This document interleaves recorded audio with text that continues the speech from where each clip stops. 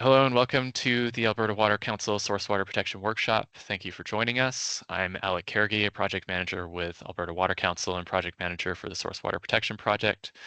Today I'll be moderating the workshop and later will help facilitate a feedback session. So we have 4 objectives today: to receive background information on source water protection and why it's important, to receive an overview of the Healthy River Ecosystem Assessment System, or the THREATS tool, a tool that can assist with source water protection planning, to hear about some source water related challenges from a representative from the town of Spirit River and how threats can be used to help understand and address some of the challenges that they're facing, and for the audience to participate in or observe as you'd like, a demonstration of some of the functions of the threats tool and to provide feedback on your brief experience with it today. A quick round of introductions to the various presenters of today's session in order of appearance. We'll start off with Steph Neufeld, representing the Alberta Lake Management Society on the Source Water Protection Project team. She is a watershed manager with EPCOR and a co-chair of the Source Water Protection team and a board member of the Alberta Water Council. So she'll give some background today on source water protection and about our project team. We'll also have Trevor Boston, who's an associate and software development lead with Greenland, with over 25 years of technical project management experience. Trevor oversees research, development, and implementation related to Greenland's software platform initiatives. Today, he'll give a quick overview of threats, some of the analysis done in the threats tool for the case study, and lead the demonstration of the tool. And then Steve Jack, who is the Chief Administrative Officer with the town of Spirit River. He's graciously volunteered his time to develop a case study and join us today to walk through some of the water-related challenges their community is experiencing. So thank you, of course, to Jack for volunteering, and we're very grateful that you could help us out. So this source water protection team was really started with the idea that source water protection is critical, and we wanted to reduce barriers to communities to implement it. And so when we think about source water protection, we're thinking about the idea that the final piece of protection for human health is the water treatment plant and the distribution system, but we can put other barriers to contaminants or pathogens upstream of that water treatment plant. And that's going to reduce the risk of any sort of disease or contaminant getting through to a human who's going to consume it. So this whole source water protection approach is looking upstream. And you can see here on this chart, there's a bunch of different things you look at. Things you may not normally associate with water treatment, like land cover, water quality, water quantity, flooding, different risks that can happen upstream of the water treatment plant and in fact affect the water quality of that plant. So doing this, however, is a different skill set than operating a water treatment plant. And some municipalities or utilities have someone who's dedicated to it, like Steph Neufeld at EPCOR. And what we've done is we've worked with Trevor on using this threats model, which is essentially one step in the source water protection process, and it goes and collates this information and brings it along. So we'll talk a bit about that. Next slide, please. When you start to think about this source water protection plan, you have some very simple components that you're going to need to look at. This is pretty standard. There are different guides out there. And yeah, so you're going to start, of course, with your vision. What do you want to do? And then you're going to have to go through characterization of your source water. And essentially, that is understanding your area upstream of the source water intake. So at your water treatment plant, you're looking upstream.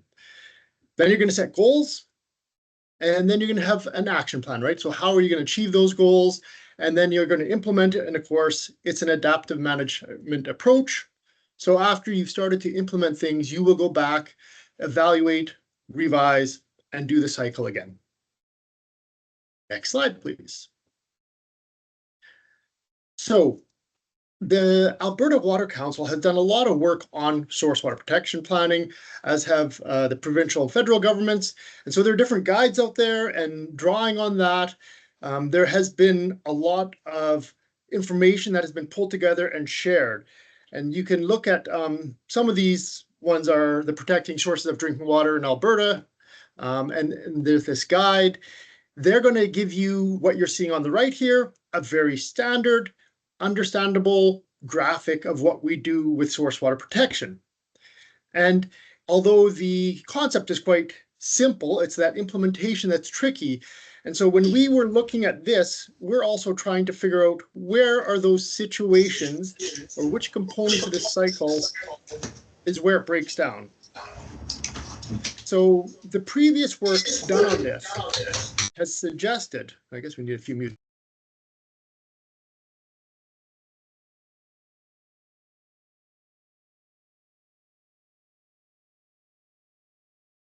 Adam, you're muted. Yeah, Adam, you got muted there somehow. We haven't heard your last sort of 20 seconds. Thank you. You're right. Someone did mute me.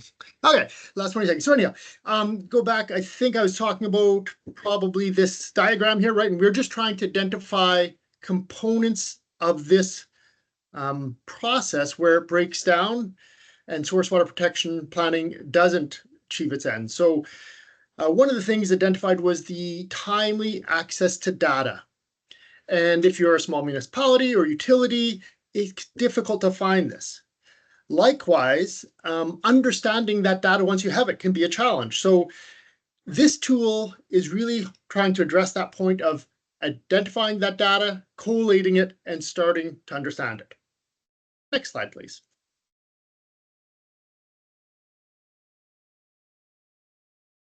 Oh, there we go. So the project team came up with some goals for this project that the Alberta Water Council has put together, and it was essentially to develop a web tool and educational resources, really to provide support, to encourage municipalities and utilities to go ahead and do this.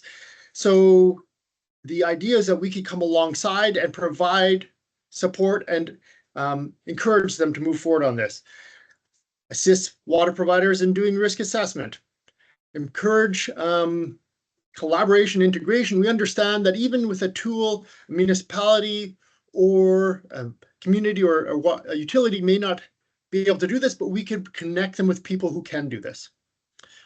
And finally, we want to develop some implementation recommendations, how to move this forward for Alberta and source water protection planning. Next slide, please. Okay, so the project team was made up of a bunch of different people. You can see listed here from different sectors, including provincial government, WPACs, GOA, Alberta Health, Forestry, large urban, small urban, lake, environment conservation, and rural. All those people have put in quite a bit of time on this, and that work has been much appreciated. Next slide, please. So this team first met in April 2021 and started scoping out the concept of this and what it might look like, went through a lot of review and assessment of different possible tools and developing our own and working with existing GOA tools, and finally found this Greenland tool threats as being the most useful and appropriate for what we were hoping to do. So went about securing funding and got a contract with them and started working with them. The development is almost complete. Today, you get to be part of sort of that final step. We're going to run it. We're going to trial it with people who haven't been involved in its development. And we want your feedback on, does it work? Does it make sense? If you're not familiar with this, is it useful? So those are going to be questions we're asking for you. And we really are really interested in hearing back from you on this, because those of us who spend all our days thinking about this, it's sometimes difficult to get outside of that and understand what it's like for someone who does, 99 out of 100 days doing something else and then still has to think about source water protection. And we're really trying to make it easier and facilitate this sort of work for communities who can't do it otherwise. Our upcoming steps are to simply update the tool based on the feedback today, and then we'll have a final project. We'll release everything and get this tool out there to be used. So, next slide, please. Yes, we hand it over to Trevor at this point. Okay, so navigating our threats interface. So threats is a web-based system. So hopefully in advance of this workshop, some of you might have had a chance to take a look and sign up for an account and explore around a little bit in the interface. But I'm going to go through a few slides that will show you some of the highlights of what we've got to offer in our system here. Okay, so when you arrive at our landing page, this is the first thing you're going to see. This is going to give you an opportunity to create a user account. So the next time you come back, it's easy to sign in, and some of the items that you worked on previously get retained within our system. So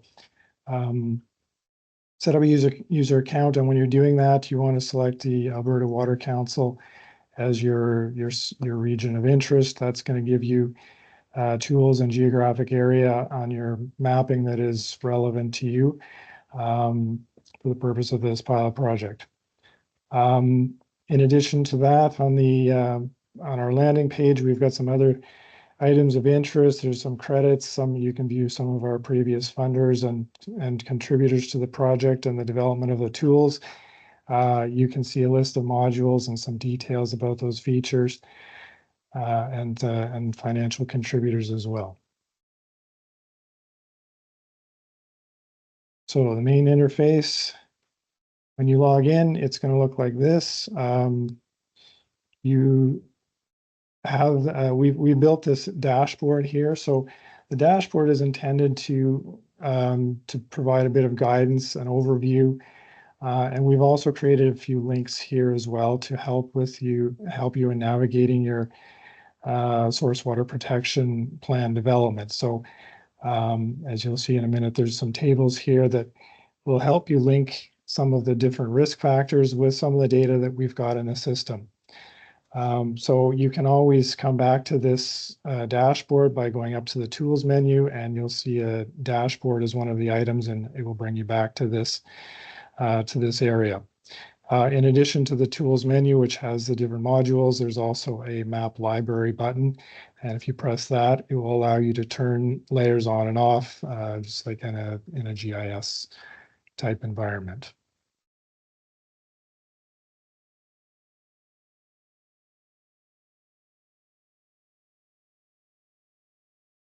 Not sure my slide is not advancing here. There we go. Okay, so as I mentioned, there's some tables involved you can use as a reference. So these tables will provide some of the hazard areas and risks. There's a risk factor statement that talks a little bit about what does that mean, and then we've indicated some of the layers and data sets and threats that you can use to address that particular risk factor. So we'll start with the water quality module. This is what it looks like. The value of this, so threats uses an API from DataStream. DataStream has become an aggregator. They're run by the Gordon Foundation. It's a great initiative. They're an aggregator of water quality data across Canada. And they have an API that our system uses to access that data from across Canada. So once you're in our system, we can filter the data and you can sort of dig down into the data that you're looking for in your particular geographic area. We've taken some of the input from some of our stakeholders and tried to make this a bit more usable so that you can get to what you're looking for more quickly. We've done things like adding the top 20 and 50 chemicals that are most common in the database, so that things that are measured most frequently are the things that you see on that list, and you don't have to scroll through all 200 or 300 different organic chemicals and things with names you've never heard of. All right, I'm going to run through a couple of short videos. Essentially what this is going to do is allow me to sort of provide a demonstration, and without having to do the demonstrating, I can talk over top of this while it's running. So this is the first part of that is going to look at setting up this filter. So when you log in here, you're going to see all these red dots. Those are the water quality stations all across Alberta. And let's suppose you just want to look for one chemical like chloride. So the first time you run the filter, in this little demo, it's going to show you all the stations that have chloride. Now we're going to draw a little area of interest box with a polygon around an area of interest. And we're going to run that filter again, and it's going to get rid of everything else. So you're just looking at a focus area. Now let's suppose you only want to see stations with 50 or more samples. So you put in 50, and now you can put in a date range you're interested in. And it's going to filter all that down, so you're only seeing the stations that have the data you're interested in. So that's the first little demonstration. So now that you've got your chemicals of interest sort of filtered down, now we're going to set up the analysis. So I'm going to press pause here for a quick second to give a little more information on this. So this little filter button here is useful if because you've got a collection of stations here. You filtered it initially for chloride, and by clicking this common to all locations, by default, you should hope that all of these stations have got chloride. But let's suppose you switched the chemical after your initial analysis and you want to look at something else. If you click this common to all, it's going to update the number of the stations that are available, so that some of the stations, or if you selected a number of stations first and you want to see stations that or chemicals that are common to all of those stations, you can use this button. If you use the available to any button, you're going to see all of the chemicals that are available to your selected stations, but not all of those stations have that chemical. So when you run your analysis, it may remove some of the stations where that chemical is not available. There's this top 20 and 50 chemicals I mentioned a bit earlier that are designed to give you just access to the chemicals that are most commonly in the database. And then this chemicals for filter stations is kind of a linkage between this initial map filtering. So it limits the number of stations you're going to see to make it a bit easier. So this video is just going to run through this quick. So here we're going to select a chemical, and then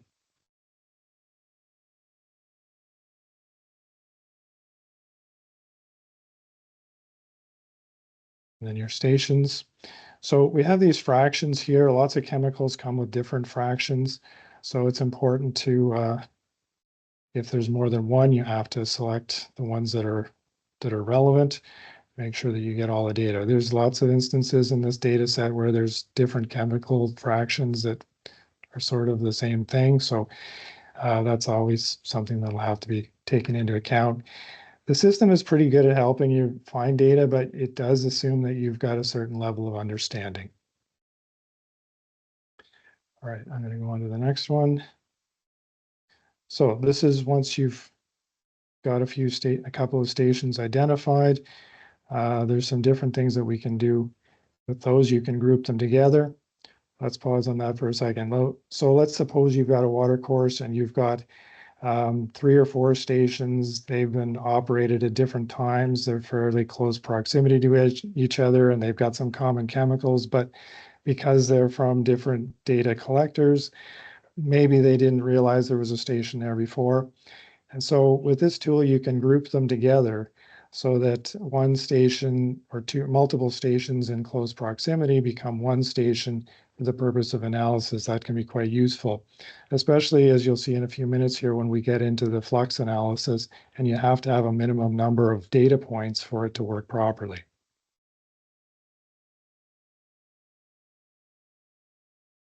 So here, as you can see, it's grouped those points together, and we can we can generate a graph from those together. All right, so the next one, we have a tool in here that allows us to add guidelines. So we've got a couple of different types of guidelines available. We've got CCME guidelines, the Canadian Council of Ministers of the Environment. We've also got guidelines that were taken from the North Saskatchewan Water Quality Framework at the 3 different locations on the North Saskatchewan River. So there's a couple of choices, and if you're working in the North Saskatchewan, those are available for you. We're going to explore this information a little bit. This is the CCME website. You can see a list of chemicals that are included in their guidelines, and you can see the actual sort of behind the scenes data, if you will, that gets used in our system to generate those guidelines. And essentially what happens is it's going to superimpose those lines over top of the chart. So here we've got chronic and acute toxicity lines. There's also trend lines there, or best fit lines, as well as the data points. Okay, and then the final video I'm going to do here. So this is our flux module. What this does is it allows you to combine hydrometric station data and water quality data together, and generate a load or a flux, if you will. This is useful because most water quality data is only taken on a infrequent basis. And in order to do long-term analysis of trends, it's useful to be able to kind of fill in those gaps. So this is a tool that allows you to use regression analysis to develop that flux or that relationship between the continuous hydrometric station data and the not continuous water quality data. Okay, so what we're doing here, we're taking the Rosedale water intake as the point of analysis. We're looking for lead as our chemical of interest.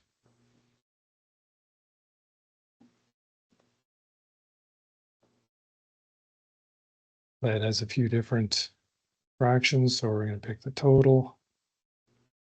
And we hit submit.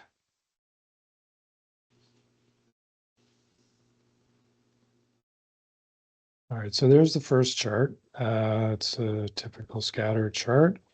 We've got a few different things we can play with here. We can look at a log chart or linear. There's method detection. We've got a few different options for that, whether you want to use half the method detection limit or remove all of those that are under the method detection limit, or assume that the limit is the actual concentration. We have box plots as well. Takes a couple of seconds for egrets or the flux analysis tool to generate the suite of charts, because it's actually generating quite a few different charts. And you can download that data. There's a little additional menu box that pops up above the charts, and one of the options you got in there is to download this data into a CSV table, and that allows you pretty much unlimited flexibility in how you analyze that data if you want to do something beyond what's available. So this is a list of the available charts. And in a moment, I'm going to flip back to my slide deck here, and I'll give a bit of an overview of each of those.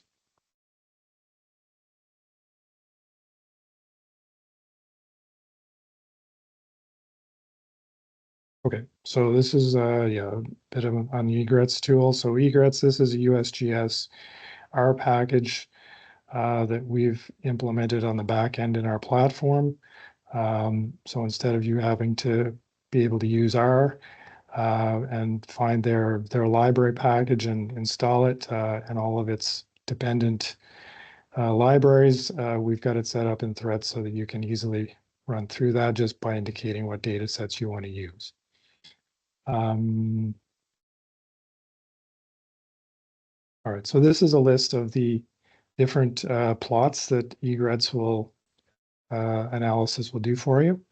I'm going to run through each of them and give you a bit of a brief description on what each one does. So this is the estimated daily load. So as I mentioned a minute ago, your water quality samples are infrequent and your hydrology data is more continuous, so it uses a regression to estimate. So the orange line here shows you the continuous data series, and then these points are the actual measured concentrations. And then we can do this for both in kilograms per day of loading and an estimated concentration. These can be aggregated by year. So these points again are your calculated estimated load, and then this line here is kind of a trend line. It's got a number of different features in it that allow you to compare how well the regression generated flux compares against your measured data. So these box plots give you a bit of an idea between the estimate and the measured data. Water quality module. So also this module also gives you the ability to look at residuals, and you've got some of these typical plots that show kind of the estimate against the measured data, so you can see how well it matches up. So ideal conditions would be that all of your estimates would exactly align on this diagonal line here against your measured data. This is another tool we've got in here. This is a trend analysis tool, seasonal trend decomposition using Lois. So what this tool attempts to do is to kind of filter out seasonal trends. So these are things that that tend to cycle by season or by month. So when you look at water quality data, it's usually pretty noisy data. It's not easy to see trends. So this tool helps you to kind of take out some of that cyclical occurrence, and then you get left with kind of a residual or a trend or another line, I guess, if you will, that's had that other cyclical data filtered out, so you can see whether there's any other underlying trends within your data. And this is kind of this is the residual, I guess, after. So it decomposes it into 3 different sets of data. Another tool we have is the Mann-Kendall trend analysis. This allows for you're essentially looking at the change in signal or the slope of change over time. So this again is using our lead example, where we're looking to see whether the overall flux of lead is increasing, decreasing, or over time. So it's showing that the mean is increasing a bit. There's not really a whole lot of change in the minimum or maximum.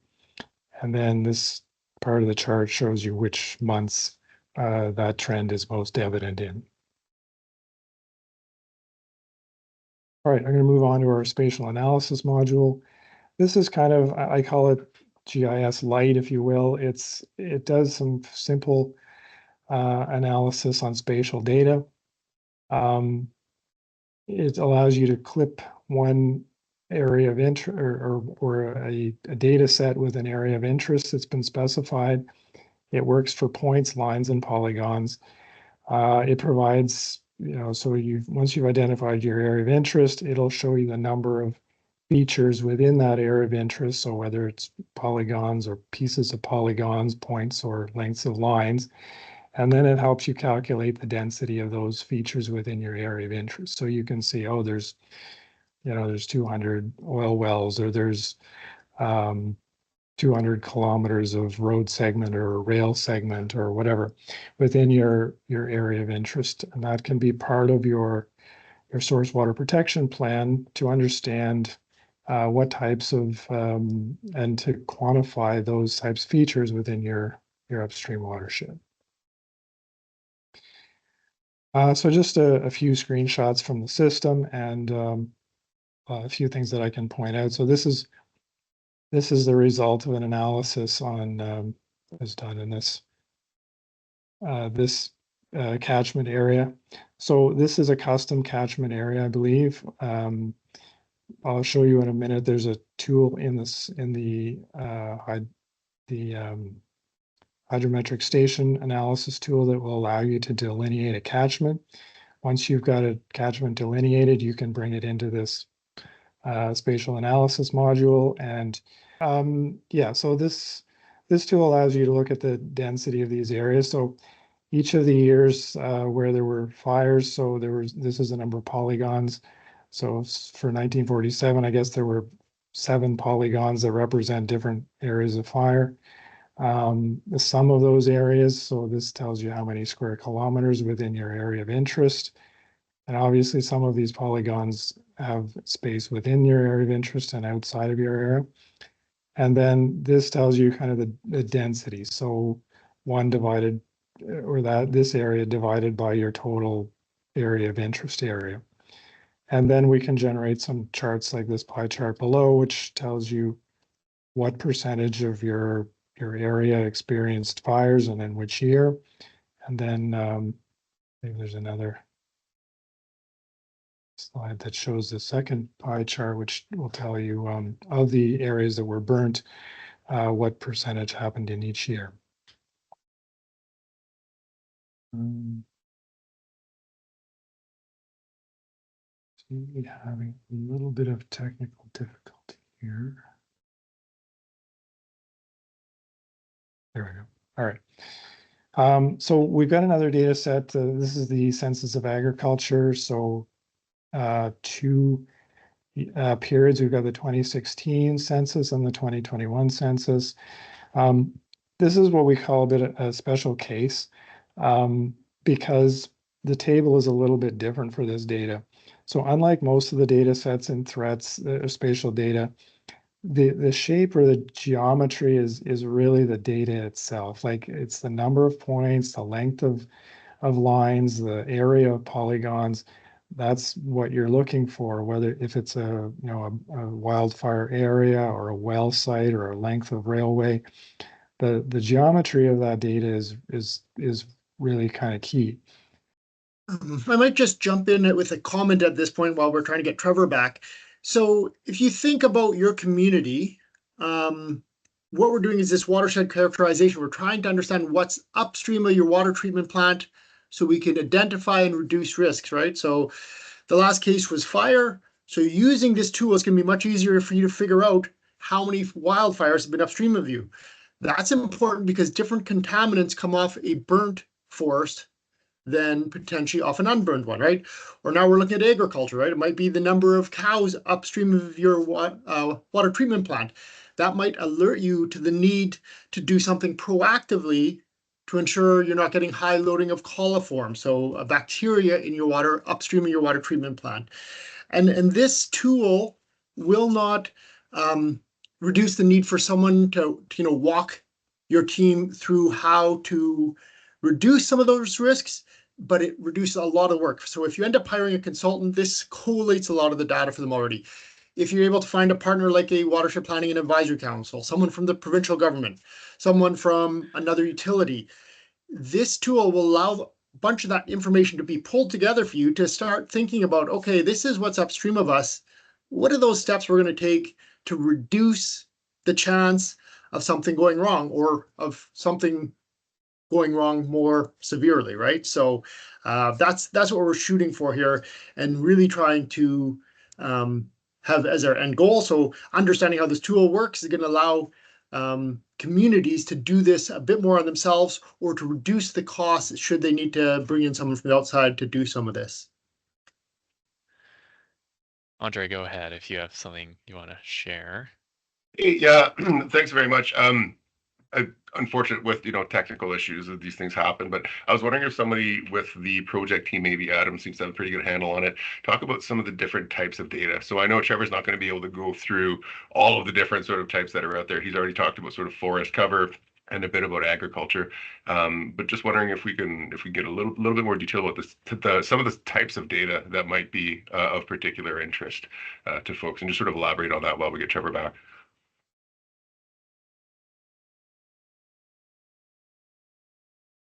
Sure. I yeah, so this tool is pretty good. It brings in a range of data, and that's why we're as a team chose it. So it will do geospatial. So we're talking about land cover, right? Whether that's forest, pasture, fields, that sort of thing, as well as infrastructure. So thinking about roads, railways, cut lines, factories, oil plants, that sort of thing.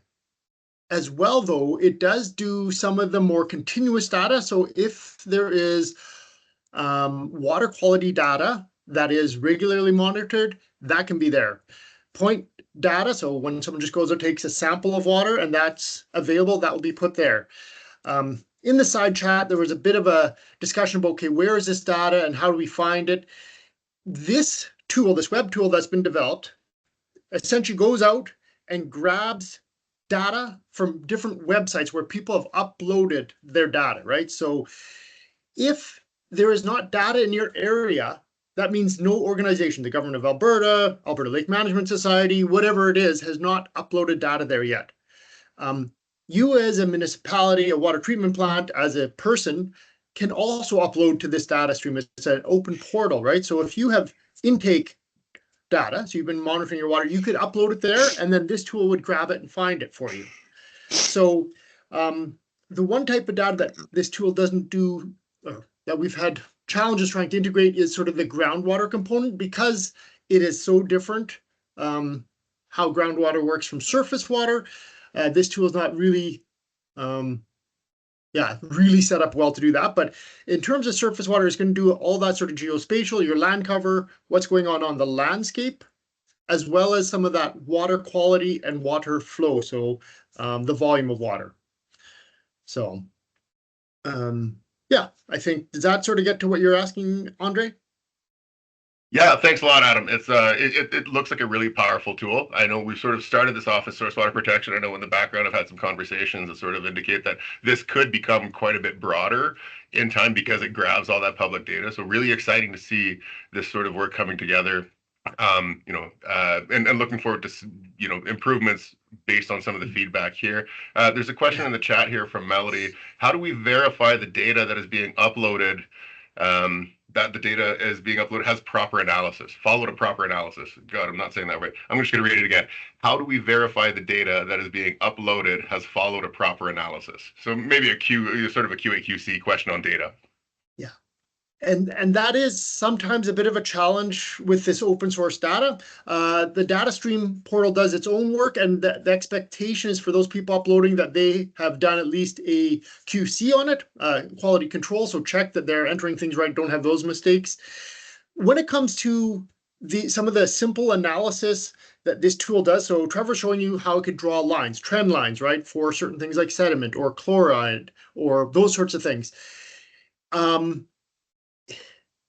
Any analysis needs to be taken with a grain of salt. So this web tool will do very simple things to give you an idea of trends, but we would caution against you saying, using this as a great projection to, we know that next year we're going to have this much, right? It doesn't have that level of power. So that's why we recommend that this tool is used by someone with some background in hydrology, watershed science, water quality stuff, or you find someone to come alongside you, right? And you ask that question. Nathan's in the chat there, one of your resources at the provincial government, right? You can reach out to these people and they'll be able to say, okay, I've looked at what this has done, and yeah, that's a pretty good trend analysis, but that's not a statistical evaluation of what's going on, right? So, and the point of this tool is we don't want to try to burden every small municipality or water treatment operator with, going through and learning all this stuff. We're trying to make it simple for this data to come together and for them to be able to go and get help to understand what it means, right? So this is trying to set us up for the first initial insight, and then we would move further with some support from someone. Yeah, thanks for that description, Adam. You kind of were going towards the place where my next question was. So I know small operators, strain for resources just like everybody else is. You're with a Watershed Planning and Advisory Council group.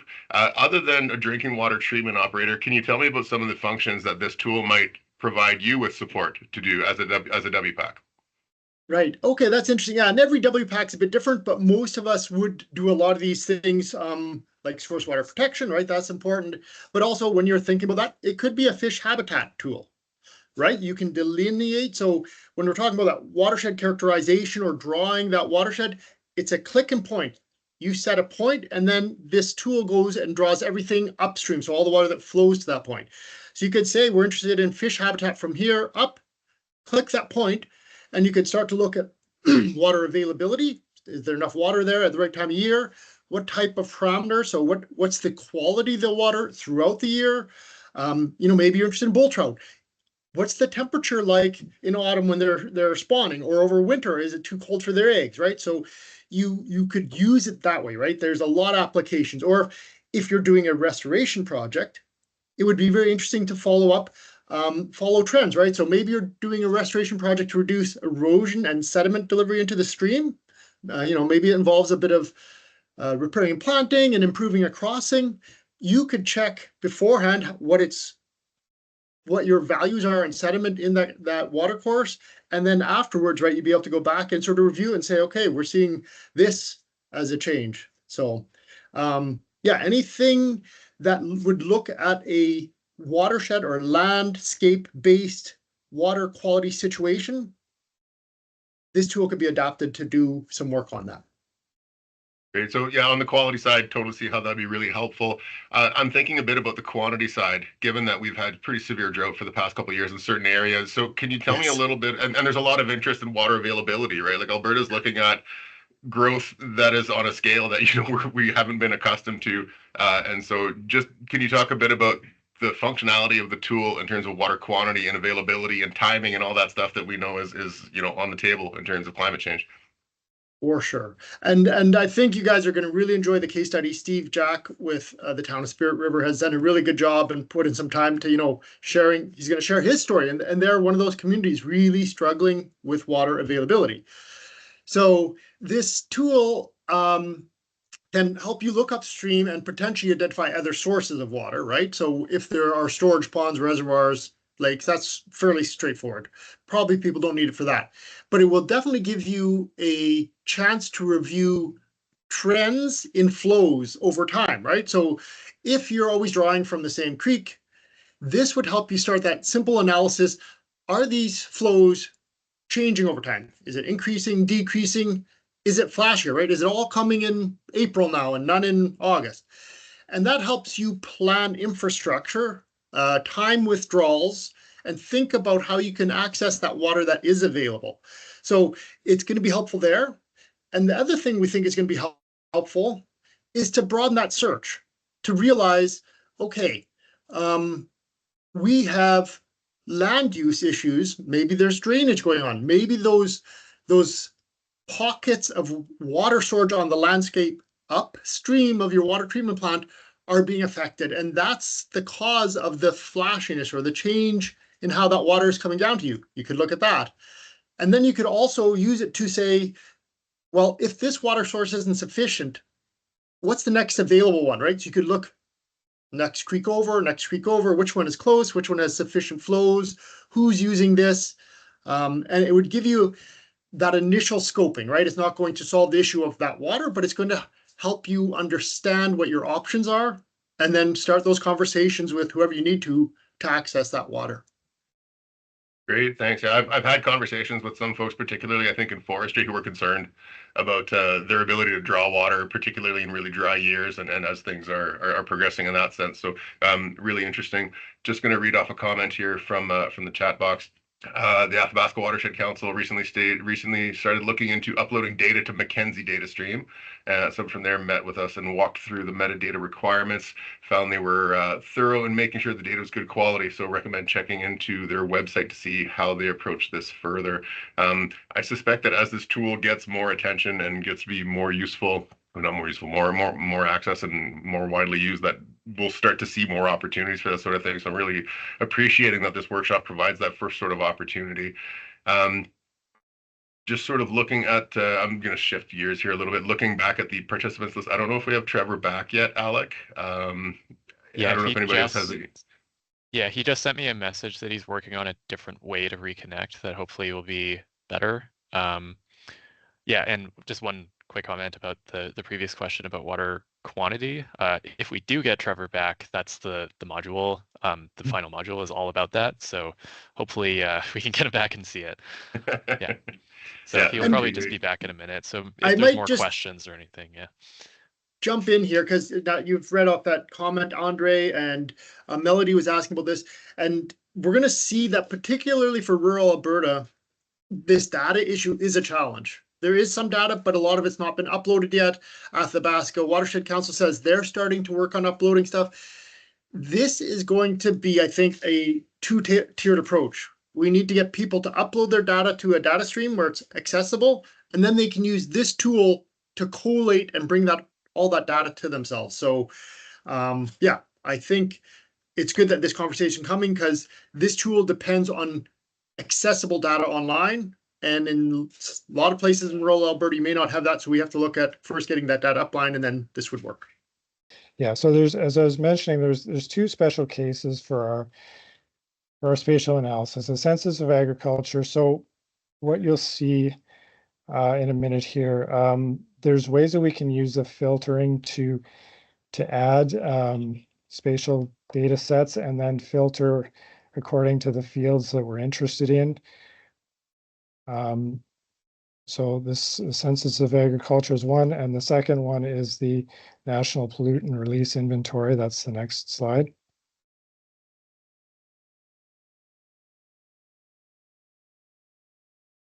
Okay, so the same sort of thing.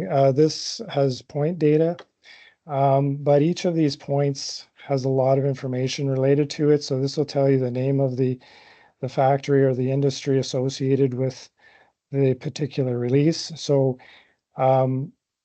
Canadian laws require that any release of contaminants, controlled substances have to be reported. And when the report goes in, the data goes into this database. So that'll include the spatial location of the release, the name of the facility, company involved, the chemical involved, how much of it was released, what units of measurement, what procedures were used to measure it, and so on. So there's a lot of information in this data set. It'll tell you historical releases. I think our data goes up to, I'd have to check and see. We updated it not too long ago, but this data only gets updated and made available periodically, or maybe every year or two. So, but it's a pretty good record of what's available. So when you're setting up the query or the filtering for this, you're probably going to be interested in the substance name, the name of the facility. We can group it according to whether the release was to air or water to soil. So yeah, some really good information in that database. Okay, next slide. Okay, so this is a YouTube video. It's going to walk you through how to set up this module and provide a couple of quick examples. This is an older video that we prepared a couple of years ago, but for the most part, I think this is all still relevant.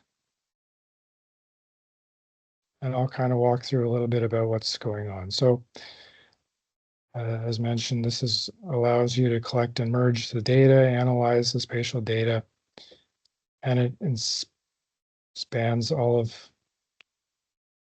our area of interest. So this is some preliminary stuff.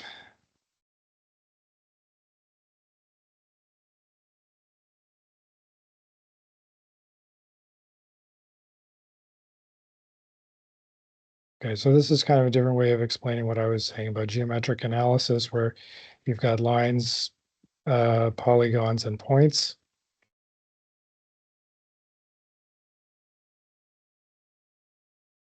Anybody has any questions, we can probably take a couple of questions through the board there as well. So selecting your area of interest is the first step. So in this case, this is a catchment area, North Saskatchewan.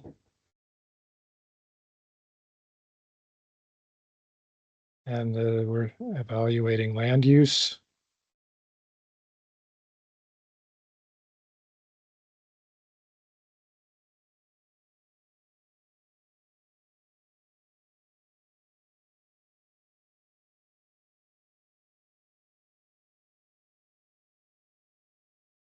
Well, this is an example using the Census of Agriculture.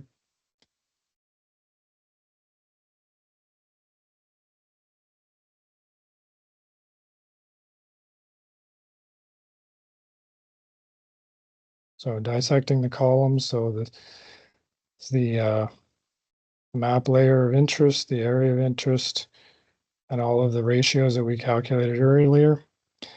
So this slide talks a little bit about how that data is aggregated. So in reality, it's not homogeneous, but the way Threat sees it is it assumes that it's homogeneous. So when you're doing spatial weighting, you're going to get a bit of an estimate. It's not going to be perfect. You might have for example, a hog facility that's going to be in one location, and maybe you've got 10, 1,000 pigs in your watershed, but it thinks that they're all distributed evenly, but in fact, they're all in one location. So there's obviously some potential for error when you're making that kind of assumption that the user needs to be aware of how the calculation is being done.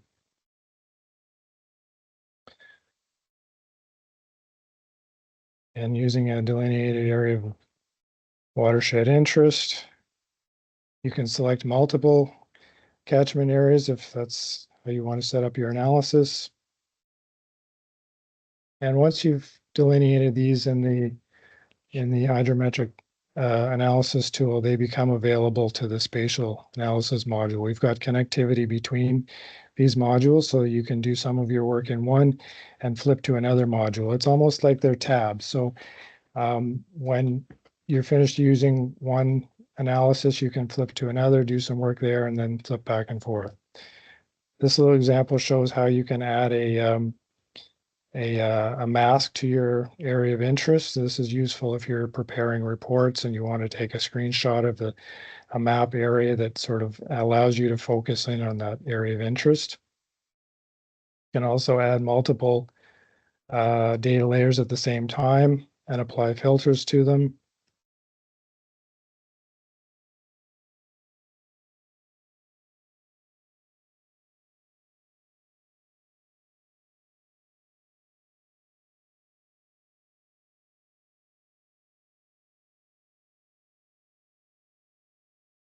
So when you're adding filters, you get things like, the wellhead count. So this is a particular field.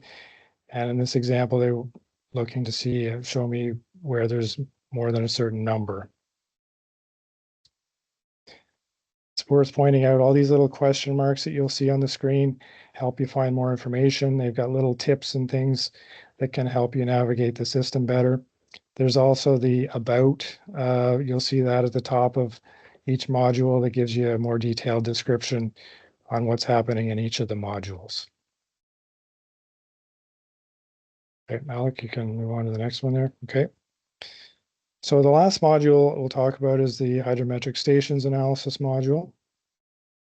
Okay, next. Okay, so here you come into the module from the tools menu. You've got the option to set up a new or delineate a custom catchment. You can do that by clicking the new point. Once you do that, you can either use the click function or snap function, and it'll essentially lock your point to the nearest drainage path or drainage line, or you can go without the snap and it will delineate to the exact point that you've identified. Your other option is to use hydrometric stations. So we've got data stations or hydrometric stations from Water Survey Canada, and we've also got some from that are operated by the Alberta government. So once you do that, you've selected your area, your hydrometric station, or you've delineated, then you've got your catchment area. And the next thing you can do is to start doing an analysis. So you've got a bunch of different options here when you go down to the hydrologic charts. And this is the list of charts that are available. So Alec, next slide there.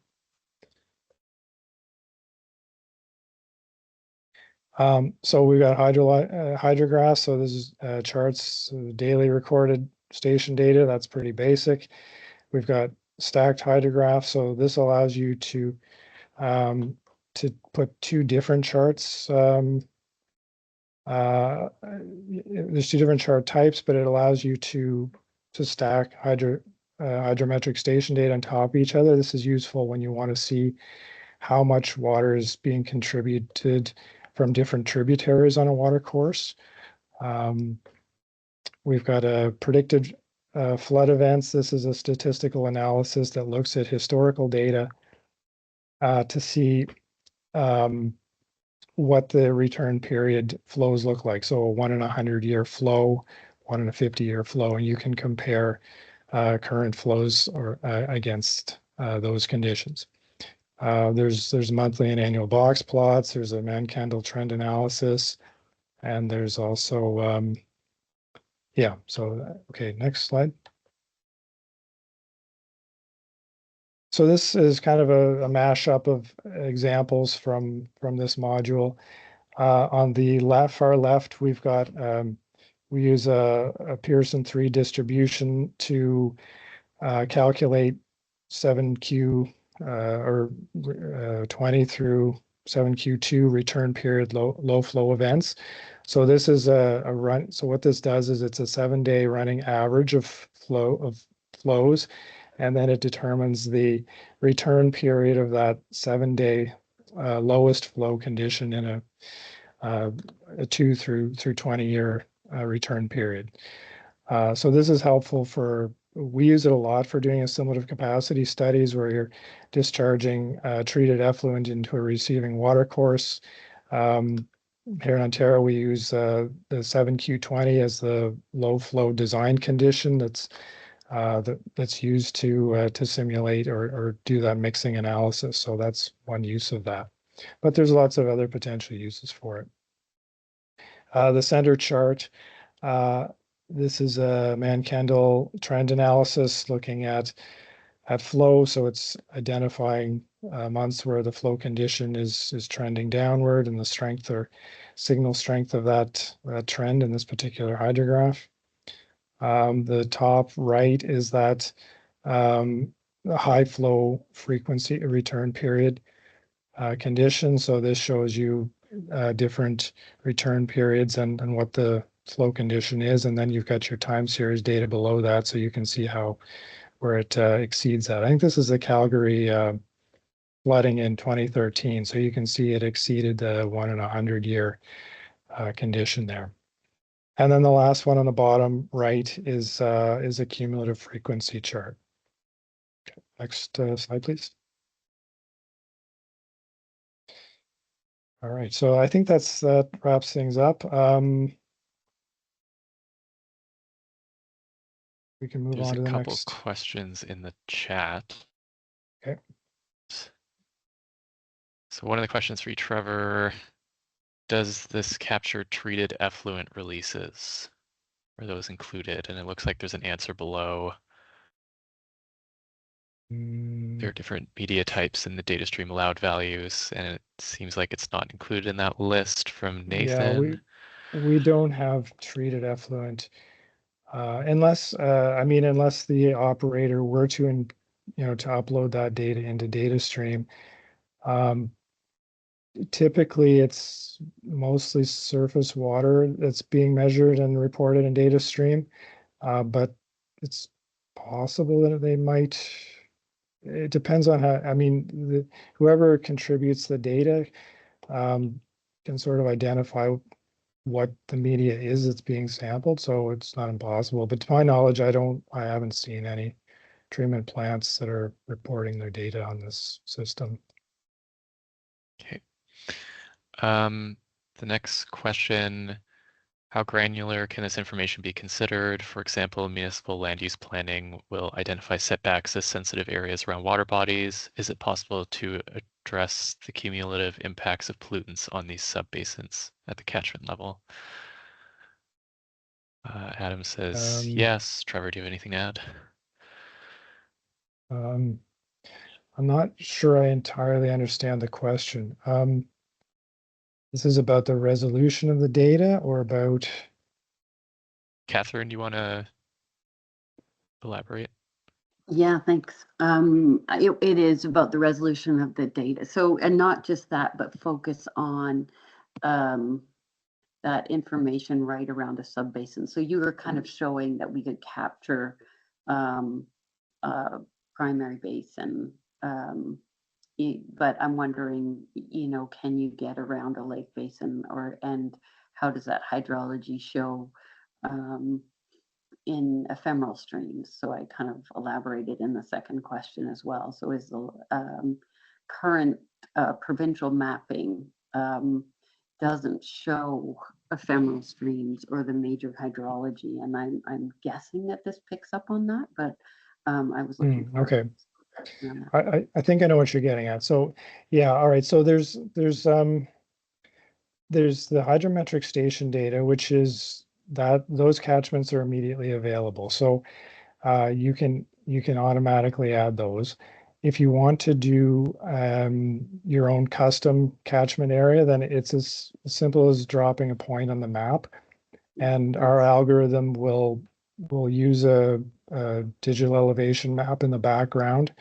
It uses the Alberta 24-meter DEM, and we've pre-calculated all the flow directions. So it'll generate a catchment wherever you want a catchment generated. It'll also produce a flow trace from that point going downstream. In fact, I find it useful to do both. Like if you've got a particular area, oftentimes it's if it's a little bit off of a drainage area, you might end up, or a drainage flow path, you might end up with a 1 or 2 pixel catchment area. But you can use the drainage line to figure out better understand where those drainage lines are, and then drop your next point right on the drainage line, and then calculate your catchment backwards from that, which can be quite a helpful little trick to get it to give you what you're looking for. But it should be able to give you a pretty good resolution in terms of catchments that you're looking for. That's great. This is just an amazing tool. I think that one of the things that I find is that municipalities, they will set a setback around a water body and have that as a goal in their land use planning, but then they face pressures from development and gravel extraction or whatever it is, oil and gas, and the pressure is pretty significant, and they just don't have these kinds of tools to be able to look at their specific area and consider the hydrological implications, and the visual tool that's where those calculations have already been made in the background is just going to be so valuable for our municipalities. I appreciate the work that you've done. Excellent. Appreciate your comments. Thank you. I have a question about, so you've been talking about the 1 in 100-year flood, and appreciate that you've also gone to more frequent flooding, because we do see that in certain areas. Ecoregions are more vulnerable to more frequent flooding, as we've seen. I'm assuming ecoregions are calculated into that as well. Is that correct? Is that how you base your flood mapping? No, those calculations of return period flows are based strictly on the hydrometric station data itself. So for any given station, we take the history of that and we go back and look at calculate the return period frequency based on a distribution, and that comes directly from the flow data. It doesn't consider any other data.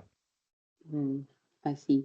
I think there can be some limitations to that because when we're looking at our hydrometric stations, we know we have some gaps Okay. in our in the basins, and the fact that some of our tributaries are not measured to the same extent. I think Right. Yeah. some of that will be limiting. That is definitely a limitation. There is something we're working on. We haven't released it with this at this time, but we've been working with use of machine learning techniques to try to fill some gaps in existing hydrometric stations. So if you look at the map of stations across Canada, historically there have been many more than are currently in operation today. And we're looking at some techniques that would allow us to fill in gaps and maybe even sort of, in theory, bring some of them back to life with at least synthetic data. Anyways, it might be able to help with some of that, but we haven't released that yet, but it's something we're working on. Oh, exciting. Thanks so much.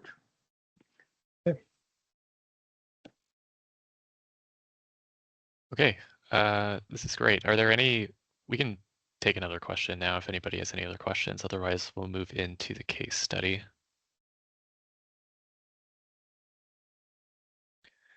Okay. I'm just checking through the comments here, or maybe you've already responded to some of these.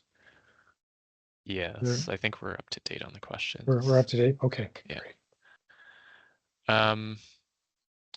Okay, so the next piece of our agenda is, I guess, to show a practical, real world case study of how the threats tool can be applied to real challenges. So we're joined today by Steve Jack, the CAO of the town of Spirit River, who's graciously volunteered to help us deliver this portion. So Steve will give an overview of the town of Spirit River, some of the water-related challenges they're facing in their community, and some of their plans to address some of these challenges. And we'll follow that up with Trevor, who will show he did some analysis using threats prior to today's session based on some of those challenges to gather data and information to kind of help out. So we'll see that right away. So I'll start sharing my screen and then I'll pass it on to Steve. Yeah, so if you want to go to the next slide, I can give you a little bit of background on the town here. So town of Spirit River, we were established in 1916. We have a population hovering around 1,000 residents, and then we have another 5,300 people in the surrounding area. We have a G5 area. We call it the G5 of municipalities, and it's Saddle Hills, Spirit River, MD of Spirit River, Village of Rycroft, and Birch Hills County. The economic drivers in this area is oil and gas, agriculture, and other essential services. Most of it's related to senior living, so RCMP, Old Folks Home, Alberta Health Services, and things like that. What sets our community apart? I believe we're like any other rural town in Alberta, but I think what we like here is that we do have the foundation to be sustainable, with the one limiting factor right now, I would say, is the water issue. So that's us in a nutshell there. So go to next slide, please. We're in the northwest part of the province. We're about 75 kilometers north of Grand Prairie, 95 kilometers east of Dawson Creek. So we're tucked away in the northwest corner there. Our water source is a natural filled reservoir, which is 2.5 kilometers south of town, where the water treatment plant is located there. If you look at that graphic on the bottom left, on the left side of this, on the aerial, you can see our reservoir ponds there. And they are 175 million US gallons when they're full. And the source of water is tributary to the Spirit River, which filters through a wetland complex, and that's where we get our water from. And then we pipe it to the water treatment plant north towards town there. Next slide. Our water issues. So since it is naturally filled, we're very reliant on the climate. We if drought conditions like we're experiencing right now, we haven't seen any water actually come into our reservoir all year. We had to take a temporary diversion license from the government of Alberta, and we pumped from the Spirit River to help fill our reservoir. But even then, we were limited with the amount of water we could take out of the Spirit River, and based on the timing of the year, the Spirit River typically dries up in June or so. So we had to get in there. Time was of a factor there. So then there's increasing demand from multiple users upstream from us. We like I mentioned, we got a heavy agricultural and oil and gas presence to the west of us, and we don't know the exact effects of the cumulative effects of the users. We don't know exactly what's being used for water being taken out. We know that there's dugouts being built all the time for oil field use and cattle users and different things. And then downstream of us, we actually have another community that pulls from the Spirit River. So we're impacted by how much they're taking from the Spirit River. So they have first rights basically. They're able to pull first before we can. And then that's kind of the overview of the source water and the protection that we have of that element. But even in town here, we know that we're losing a little bit of water with the infrastructure, the age of our infrastructure and everything. So we're putting a lot of emphasis on fixing that up so we can maybe not use as much water and use or efficiently use what we have available for us. So and we know that we're short on storage for peak usage and emergencies. So that's another thing that we have to address. But yeah, so all in all, it's the source water is a big issue for us, and our aging infrastructure is another one, but that's kind of off topic there. So future plans. So in order to address this, we are looking at doing a G5 water project where we'll be pulling water from the Peace River. I think it's about 30 kilometers away. And so we're working with the G5, and we're putting an intake in the Peace River, and we'll be pulling water out of there, and we'll be distributing water to the Spirit River and Rycroft, and then eventually get out to the rural areas as well. And that's going to be quite a few years away. I don't know, if I had to make a guess, I'd say about 3 to 5 years to get the pipeline, hopefully. But then if we get a treatment plant, that's going to add on some more years. So in all likelihood, we could be up to 10 years before we see that in place. But so in the meantime, we are going to continue looking at getting temporary diversion licenses whenever we can to pull water from the Spirit River. We have water conservation restrictions in town. We've had our bulk water system shut down all summer. We've limited the amount of water people can use in town. Like I said, we're also doing a rigorous program where we're addressing some of the water leaks in town and replacing water lines and doing what we can to conserve water in that way. So right now it's we're doing what we can to get by, and it's all right. We have enough water in our reservoir probably to last us a year. So hopefully with this winter, we're going to have some more precipitation and snow that can add to it. But like I said, we don't have any water coming into our reservoir at this time. So we do need additional information on what's happening upstream from us, and be greater efforts with water conservation. Perfect. Thank you, Steve. Does anybody have any questions for Steve? We're going to jump into some data analysis and such using threats, but is there any questions for Steve before we jump into that?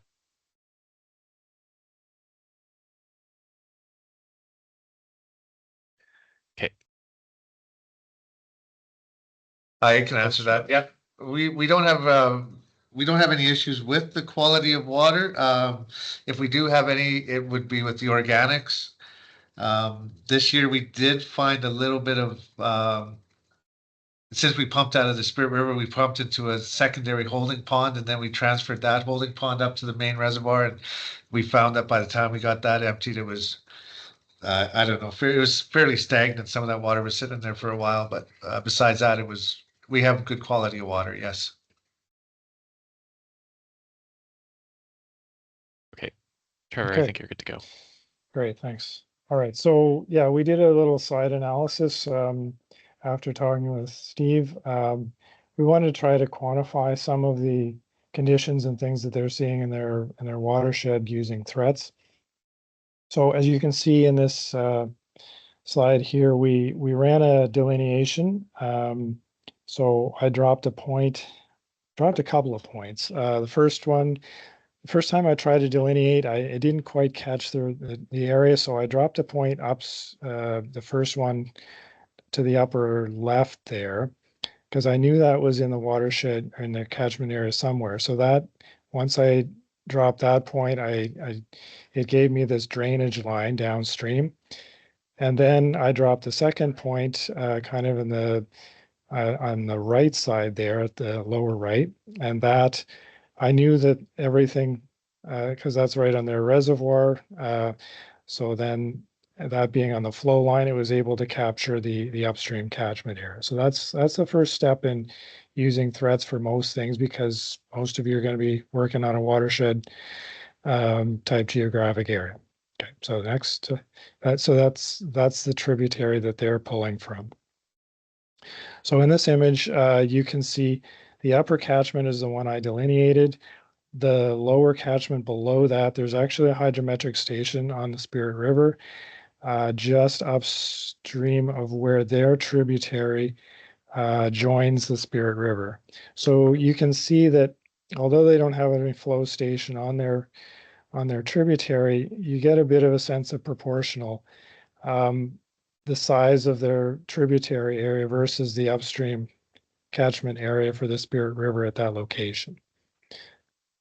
So next slide. Where is it? Okay, so if we look at the hydrometric station for that on the Spirit River, it's a pretty intermittent flow. They get spiked in flow in the spring each year.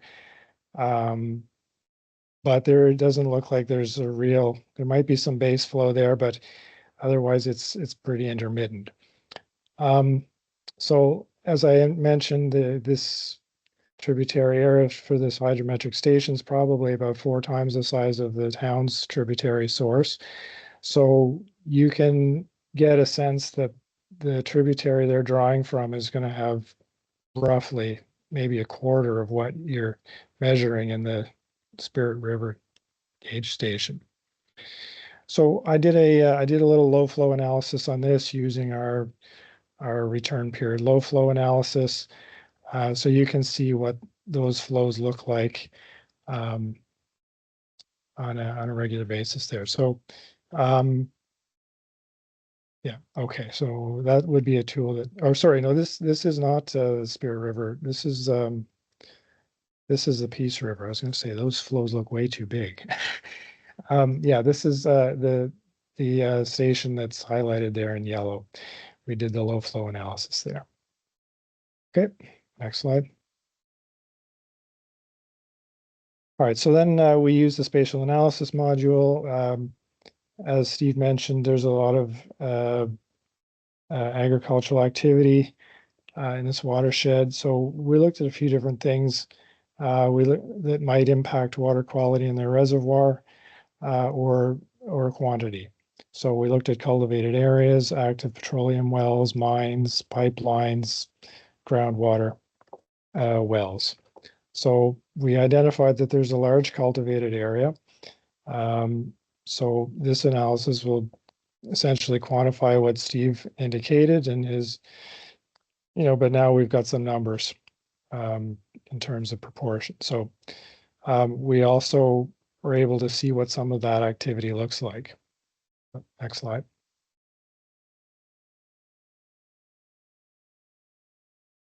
So yeah, I hovered over some of that Census of Agriculture data. Let's see here. Okay, I guess this is just about applying the mask. Okay, next slide.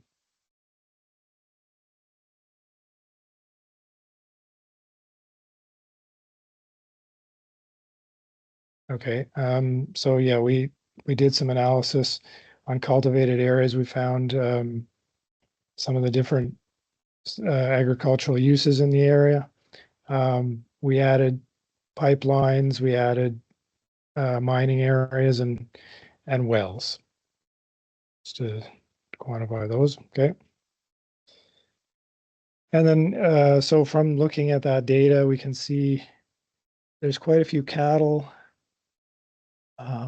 It's fairly small to see, but I think we focused on the cattle. You can see the populations, and we did some analysis to figure out the density and what that might look like. Okay, all right, next.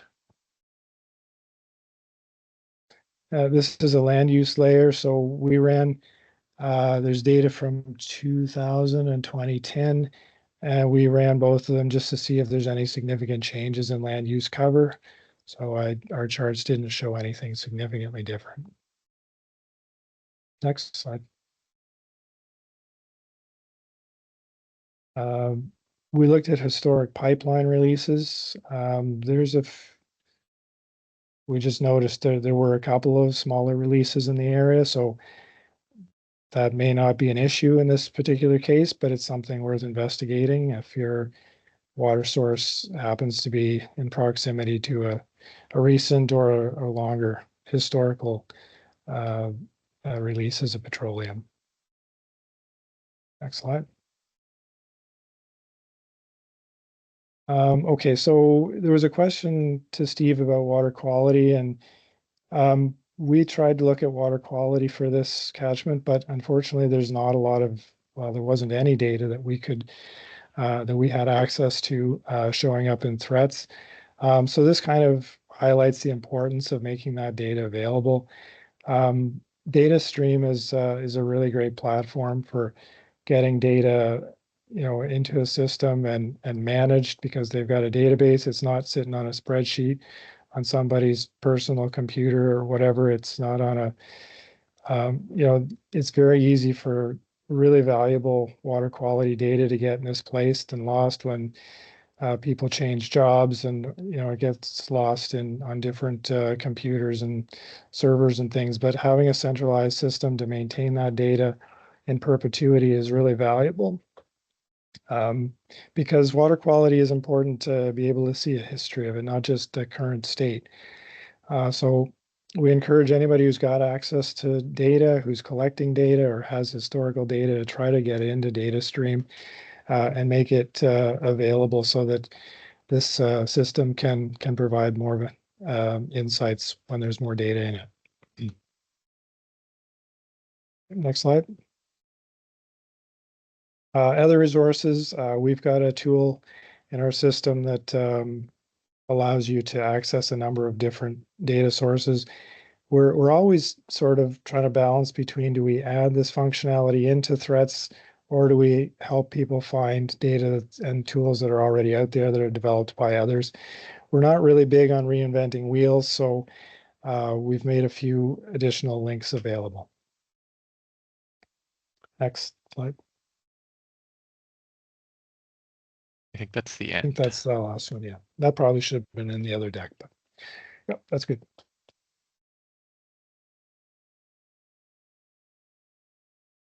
Any other questions?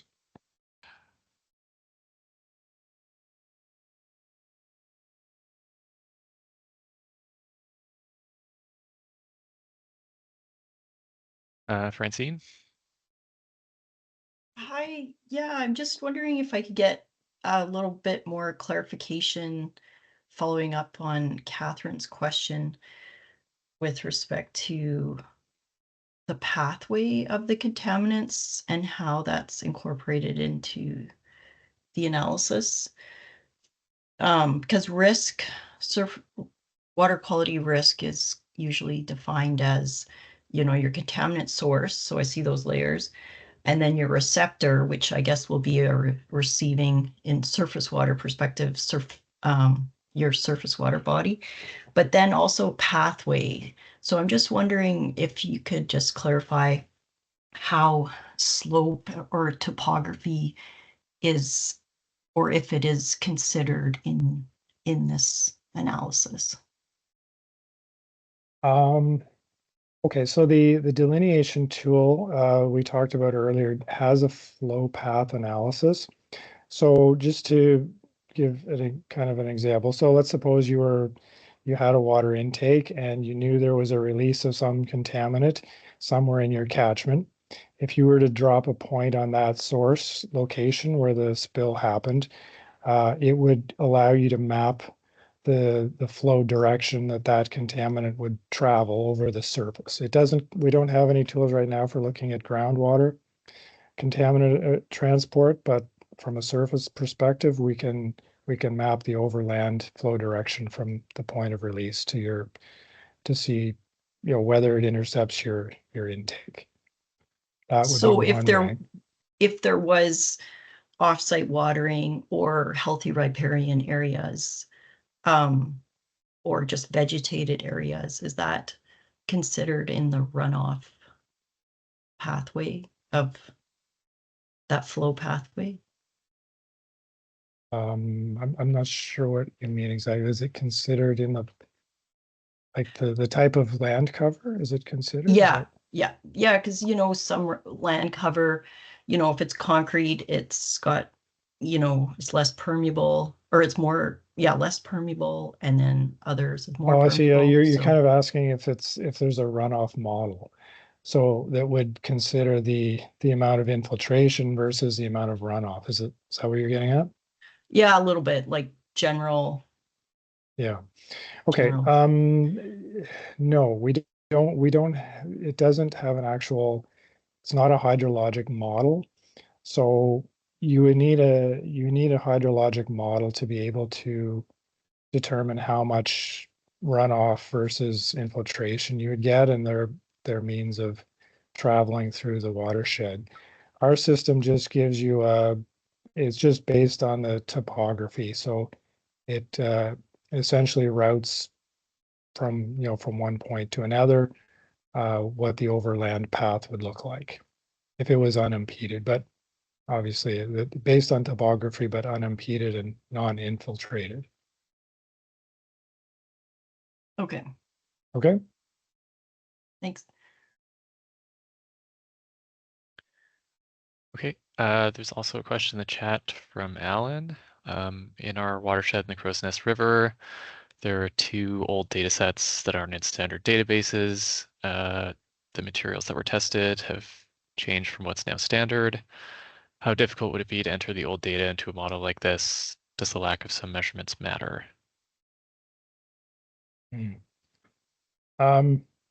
This is a challenge with data stream. We see a lot of data in their system that is legacy, and methods have changed, detection limits have changed. So there's definitely some challenges there. Data stream's policy is to they don't do any data manipulation. They don't change anything. So whatever is put in by the data collector is what gets pushed into their system. They are getting they've got a pretty advanced data entry template that they provide. So essentially, anybody who's got data, they've got to be able to structure it in this spreadsheet template that data stream provides, and then it can be added in that way. But yeah, there's some challenges. But it's left to the data provider to do the best they can to provide clean data wherever possible. So there might still be some value there. Okay, and then there's a follow-up question. Is there a way to enter biological data such as macroinvertebrate names and numbers into this model? Into threats or into data stream? I would assume data stream. To my knowledge, no. Data stream seems to be mostly focused on surface water quality. Biological data would be a different type of database structure that would be required for that. There are other systems out there that I know of. That would maybe be a good place or a repository for other types of data. But we currently don't have those linked up in threats. But we're always listening for what people are interested in and what there might be an appetite for. So that's a direction of interest. We can maybe chat about that at some point. All right, somebody else has got some other insight, but maybe they do have some interest in going into macroinvertebrate data. I'm not sure. I wasn't aware of that. Okay. Any other questions? Next step is a short break.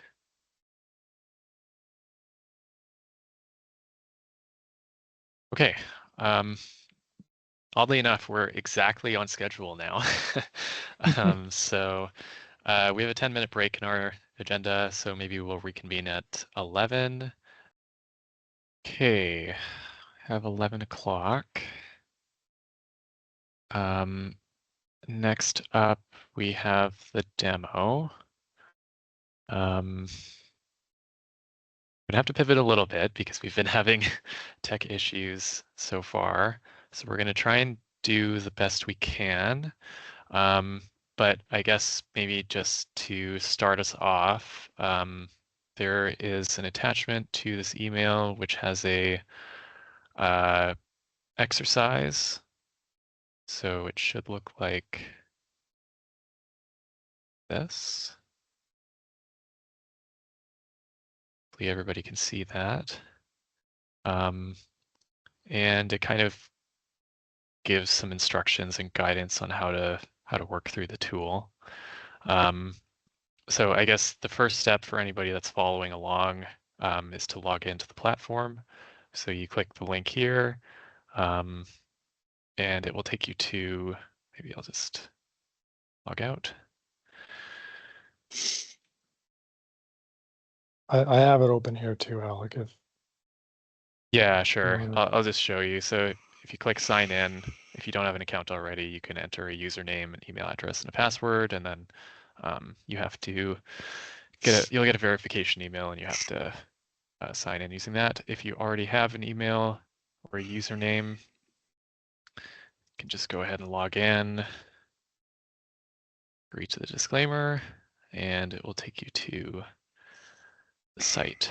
So maybe Trevor, if you want to share your screen and maybe just start with an overview. Well, sure, yeah, I can do that. So the idea with this exercise is we've kind of gone through some demonstration stuff already. We wanted to get people a little bit of hands-on experience, just running through a quick example. So just from the document that we shared, and hopefully everybody's got this at their fingertips. We just wanted you to go into, like Alec just did, and then start with the water quality module. So the first thing you would do is type up in the search box here. You can type in Calgary and hit the little search button, and it'll bring you into this area. So that's the first step, and then from there we're going to work through the water quality module. So go to the tools menu and click the water quality. Then we're going to go through and filter for you can draw a box around this area. So I've kind of indicated here in the worksheet the area that you can use. So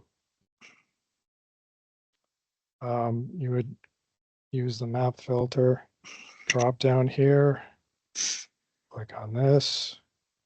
You can your area of interest here.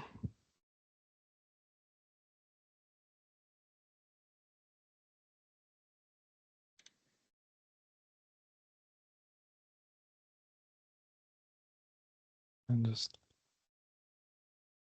okay, and then I think we're looking for total suspended solids and a minimum count of 50. And just hit apply the filter. Should give you a reduced number. Then if you got the same area that I did when I set this up, there should be about 7 stations in there.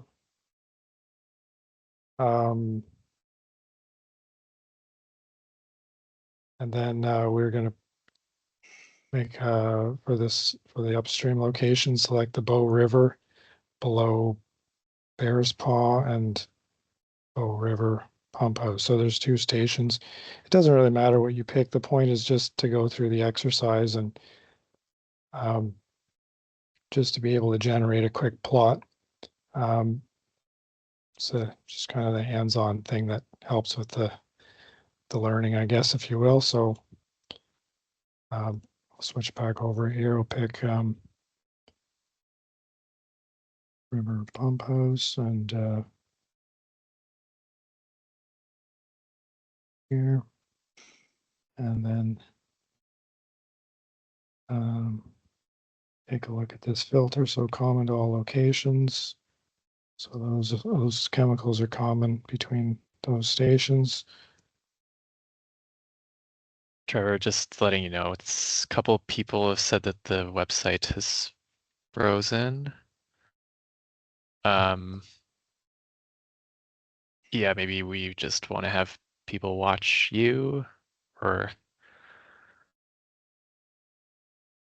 okay. I guess I'll keep doing a bit here, but that's unfortunate. I know we've got our team is kind of monitoring things here.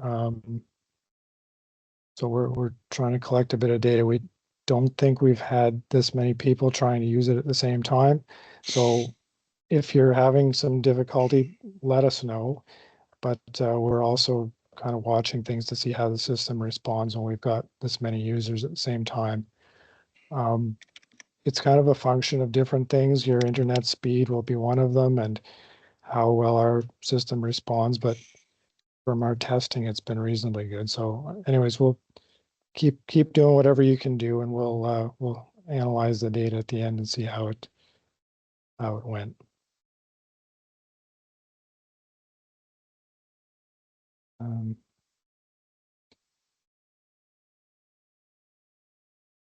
All right, so yeah, you should get a plot like that. You can try changing the subplot types between linear plot and box plots. This is just, play around with it a bit and see what different things you can do with it.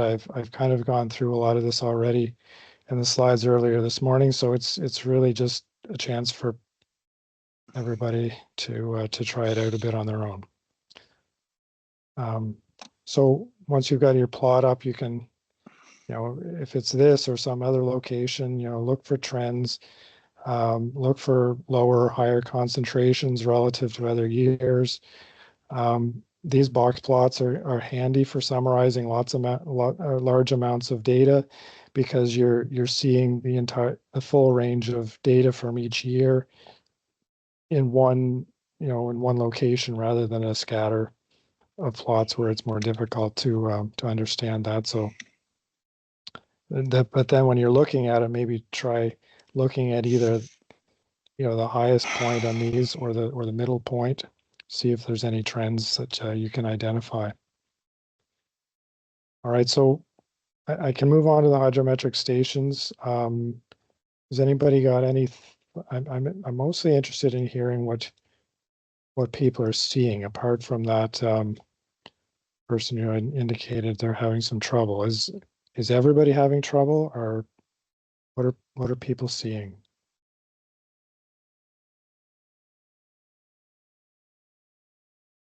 There's a hand up from Philip. Hi, yeah. Okay, So I tried both, I tried also in Chrome as recommended, but when I log in, I don't see any of the water quality stations that Trevor has shown on his map. So all the point layer, it's just a base layer basically that shows up. I tried it in a couple different, I just wanted to make sure, am I the only one that's not seeing stuff? is anybody else seeing that? Philip, were you able to select the Alberta Water Council? That tab populates it, does it not, Trevor? It should. Okay, I can, you mean that back at the login? Just after you log in, Yeah. that's the first thing. Well, so you did select the water quality module, correct? Well, when I log in, let's just see, sorry, like, I'll just re-log in. Yeah, so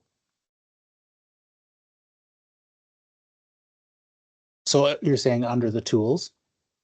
Yeah, go to the tools menu. Yeah, and select and water hit quality. Water quality, yeah. Yeah. Just thinking away here.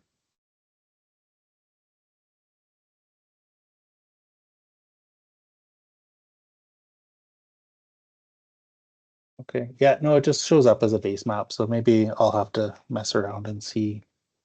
Well, Okay. that's kind of strange. I All don't right, want to well, hold everybody up with it. I can no, tinker. this is the point. We want to get some feedback here and see what people are seeing. It's often hard to diagnose these things, whether it's something on your computer or whether it's something on our system. So I'm curious to hear whether other people are having the same issue. We might be able to see what's happening on our back end, and if there's anything that sort of indicates what sort of issues might be happening. Just a small tip, just to help Trevor. Yep. So if the stations only show up when you open the water quality module, and also it may not be available when you're too much zoomed out. So if you zoom in a little into a province level or that, you'll see all the points, the layer, because it's too many points. You'll not see it up when you're too much zoomed out. Sometimes, just I don't know if that works. Usually you can see all of them at once, but maybe try that, see what happens. Yeah, I did. That's okay. Like I said, you can. Sure. It sounds like it's probably only me with that issue. So. Okay. All right. Any other questions? Has anybody got any other problems they've seen, or is it mostly working as it's supposed to? I had somebody else saying have the same issue. Okay. So resetting it or hitting the refresh button worked.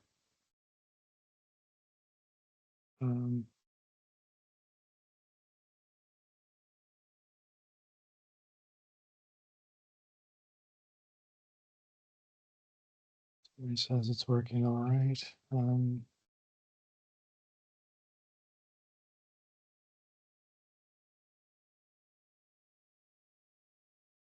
Question about a user guide. Yeah, there is. We've tried to add an about link at the top of each module that gives a bit more information.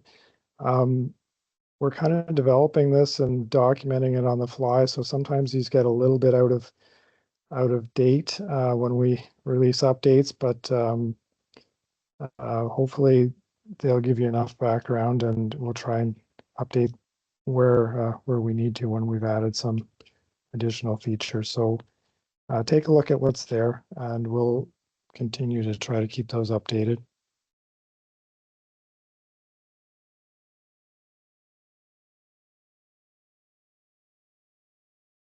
Okay.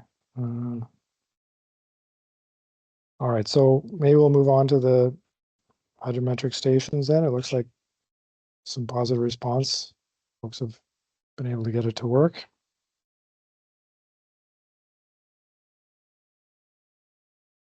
Okay, so the hydrometric stations module, again, we're just going to do a simple plot. So so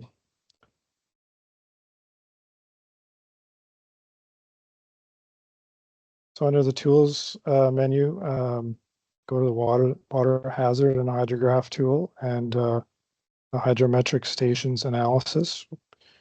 We're going to use the Calgary area again, and we're going to select the Bow River at Calgary for analysis.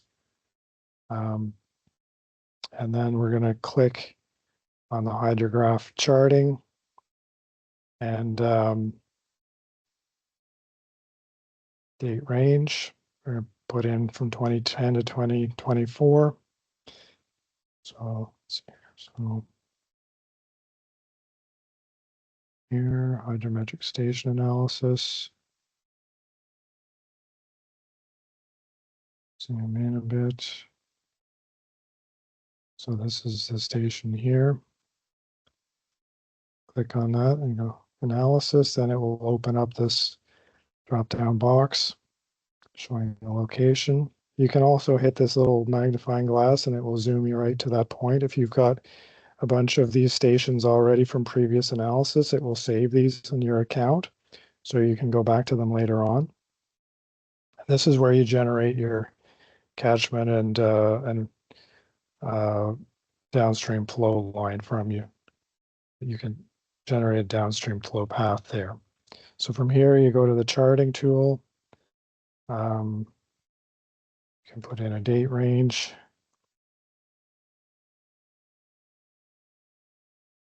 And select the chart type that you want. So the stacked hydrograph, I think, is what's showing in the example.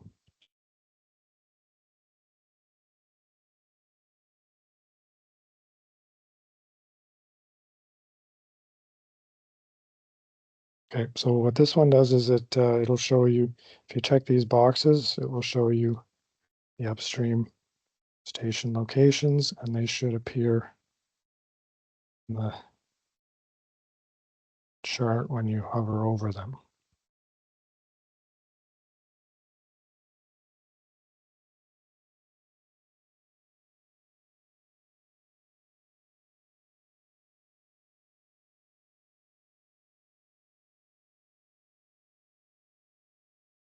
There's a bit of a lag here on my side too, so maybe we are starting to tax the system a bit.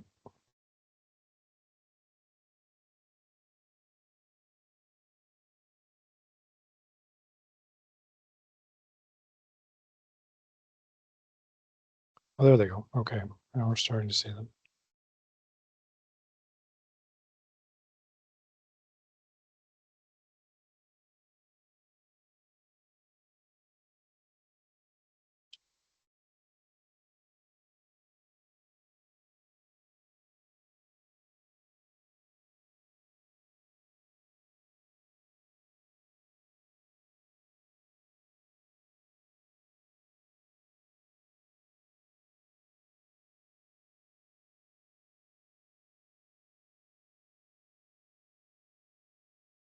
So the idea with this is you want to try to get tributary areas.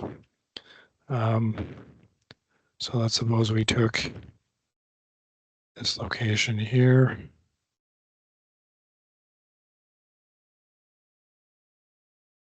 Oh, actually, that's not what we have to do.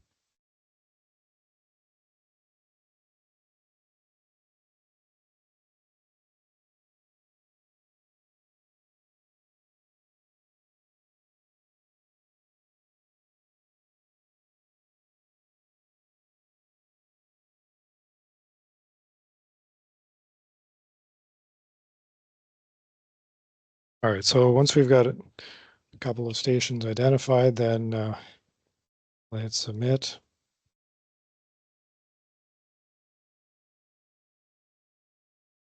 And it generates a chart here. The idea is, so this Calgary station is the dotted heavy line, And then the tributary lines are the filled catchment, or the filled lines underneath. So we can zoom in. I got a feeling I picked some smaller tributaries that either don't have enough data or don't have very high flows. So if you, just going to switch back here because I used a better example in when I actually set this up. So you should be able to see, as well as that, you can switch back and forth between this line chart and a pie chart. And you can see the proportion of flows coming to the Calgary station from these two tributary areas that I selected. Okay. So has everybody had a chance to go through that? Is there any issues or challenges or observations from that?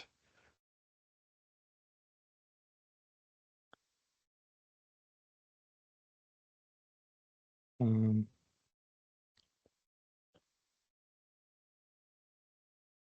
little bit behind on all of the messaging here.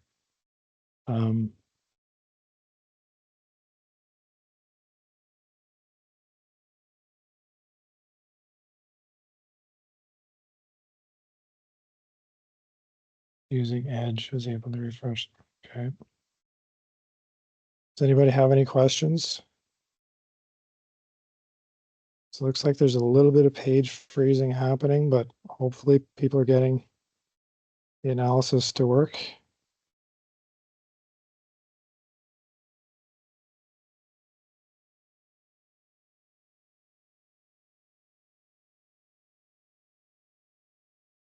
Okay. Alex, should we move on here, or? Yeah, I think we're good to keep going.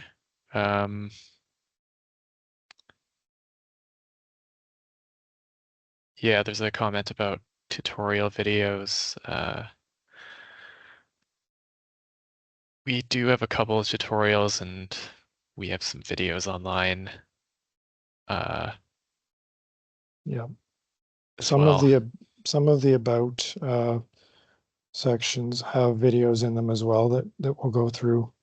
And I think just the process of setting up for this workshop, we've probably got some additional content that we can make available for demonstrations as well.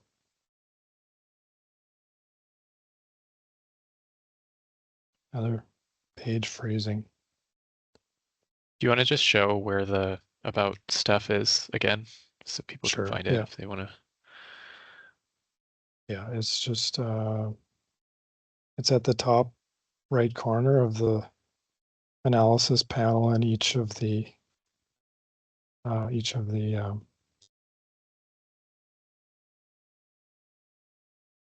this just gives a bunch of information about the various features.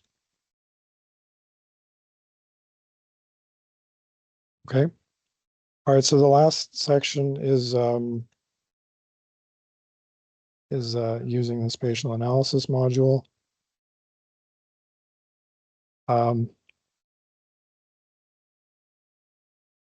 The idea with this is to show how we can use the same catchment area that we've used with the last two parts of the exercise. And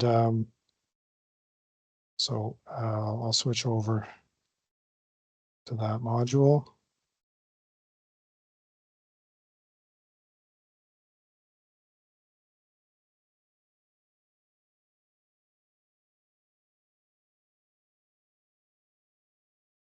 On my computer, I've been finding this takes a little extra time to load for some reason as well. But I also found that I'm using Firefox, and I found that the Microsoft Edge browser seems to not have that issue. So okay,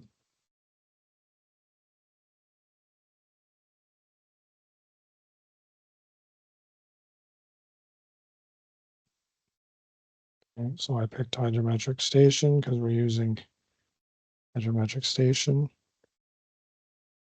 All right, and then the exercise. we're going to use the mask feature. So generate a mask just to focus on this area.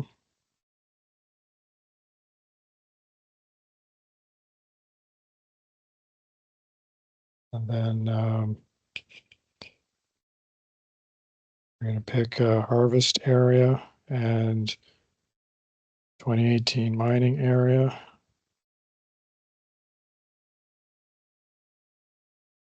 Data layers.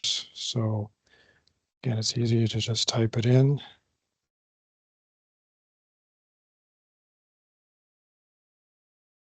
And then the data attributes, just put feature type. And then add spatial data set. And there was mining areas. Feature type. And then just hit submit.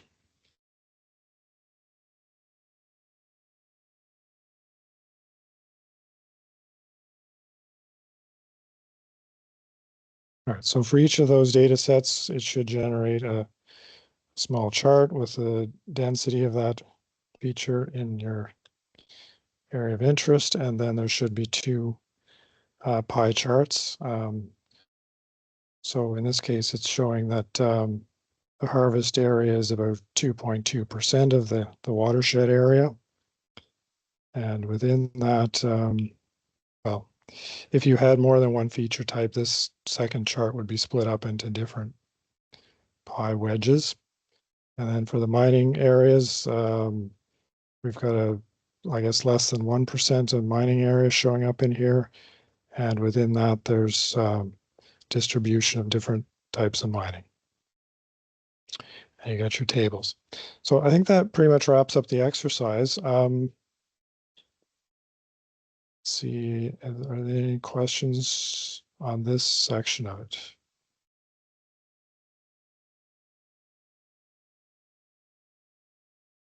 Receiving no audio. Can anybody hear me? Yeah, we can hear you. I think it was Okay. just the one person. Okay, all right.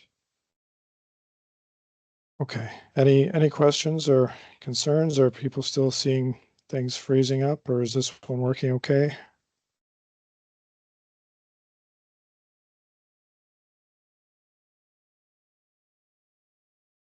Okay.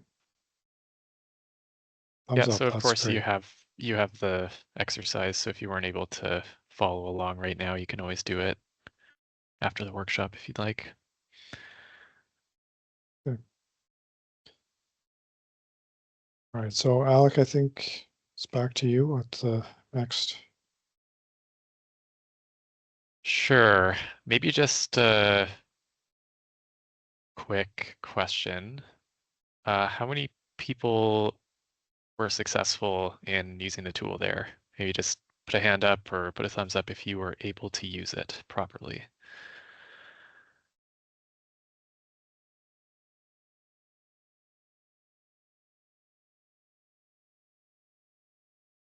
Okay. I'm just wondering because the feedback that we're looking for kind of is dependent on people being able to use the tool properly, at least some of it. So we'll just go ahead with what we have for now and do the best that we can. Okay, so I guess the last portion of the agenda, we're just hoping to get some additional feedback from you. This is kind of the first session where we've, really had people outside of our team use it. And, obviously there's some challenges with many people accessing it at the same time. So we'll try and ask some questions now, but we're also going to have this same set of questions available after the workshop. So if you try and do the exercise on your own, or you just want to try something else out, like whatever you want, there will be a survey after the workshop where you can provide us with some information specific to those questions, or you can email me or Trevor or yeah, I guess the two of us would probably be best if you have any questions or concerns. So we had this set up as kind of a whiteboard exercise, but I mean, we can kind of do this however people want. So I don't know. I guess it kind of depends on what the group wants. We can just sort of do a plenary session and have people just speak out loud, or you can start answering some questions using sticky notes and that kind of thing. I think people have been pretty responsive so far, so why don't we just talk about some of these things rather than have people enter information. So I guess our first question, one of the ones that's dependent on you being able to use the tool, but maybe just also based on kind of what else you saw today through the demos and the case study and just the general overview. What do you like? What could be improved? Just maybe someone want to give some initial comments, and I'll just write down as people talk. You can just go ahead and talk. You don't have to put your One hand thing up or anything. I really liked about was the ability to aggregate data in a similar area. So you may have different user groups creating data, and you may not know it exists, so that you can pull that data collectively and use it in your same analysis. I thought that was pretty slick.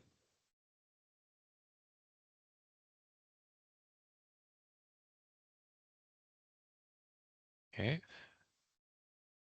Freezing obviously is an issue. Hopefully that's less of a problem when we don't have a lot of people accessing it at the same time. What else do people like? Was there a specific analysis? Was there something that you...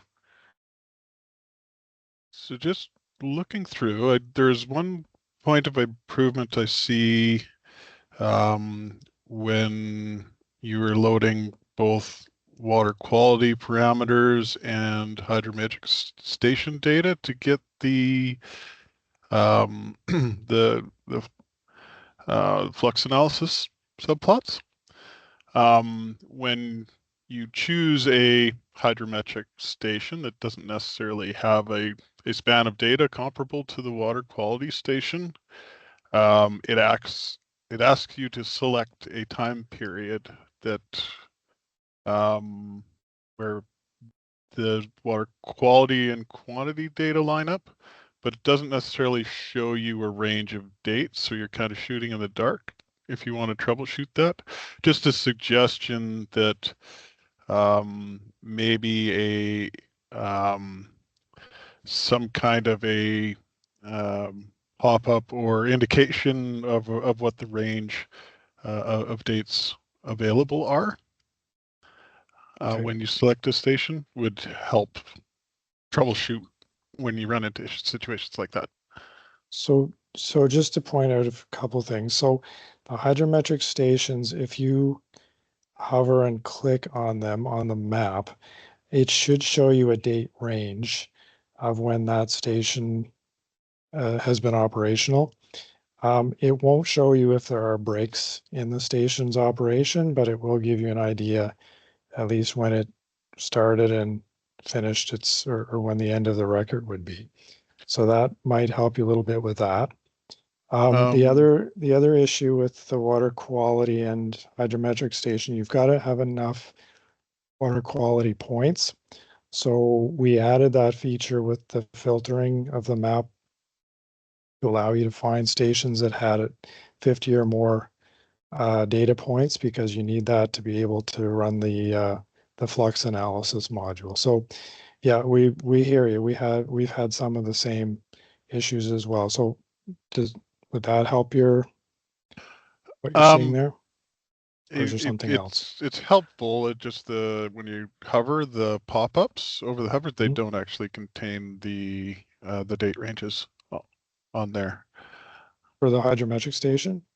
For the hydrometric station, and for whatever, it doesn't look like it has it for the water quality. You need to select on it and then get into Yeah, you have looking to at the click source. it. Yeah. Yeah. Okay. But yeah, just including date ranges in those pop-ups would be fantastic. Okay. All right. Okay. Thanks for the point. Just to note, so I unlocked it for everybody, so you can feel free to navigate the whiteboard if you'd like, and move around and answer any of the other questions as we're going along. I'm just going through in order and, you know, trying to start some conversation. But if people want to get ahead of me and start entering some information, maybe we can just talk about the points if you want to type things on your own. So there's one here, temporal context for water quality results. Just saw annual box plots, sometimes seasonal patterns.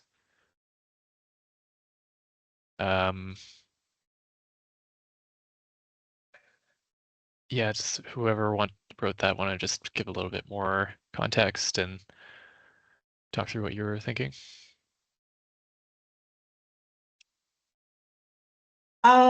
Yeah, I guess I just saw annual box plots, and sometimes water quality shows seasonal trends. So maybe that's covered. I just didn't see that. I think there's also monthly box plots, in which case it aggregates all of the data by month. Okay. Would that address what you're looking for? Yeah, that helps. I guess that would also help with the flux question too. Okay. Okay. We have someone who liked the openness of the tool and see so much different types of data. Okay. We have quite a few questions, so if there's nothing else here, I'm going to move on to the next one. Just had go ahead. One other comment, just kind of might be a little bit of an error, but when you're playing around with the flux analysis subplots, when you choose one of the months, it actually gives you autocorrelation plots or AFC That's plots. Right. Mm-hmm. Okay, that's supposed to happen? So that's supposed to happen, yes. Okay. Yeah, we try to put as many sort of validation tools in there as we could. So those are intended to help you validate that the statistical analysis that you're doing is appropriate to the data. So that's the intent of that. Okay. Yep, that's fine. I was just anticipating a seasonal trend, but that's okay. I see. Okay. Yeah. Okay. That's fine. Okay. I'm going to move on to the next question. Did you find the tools to be responsive? So, you know, obviously we had some challenges with that today. Unable to test after trying Edge, Chrome, and logging in as a different user. I still can't see. So maybe for the people who it worked for, what browser were you using? Seems to be working well on Edge.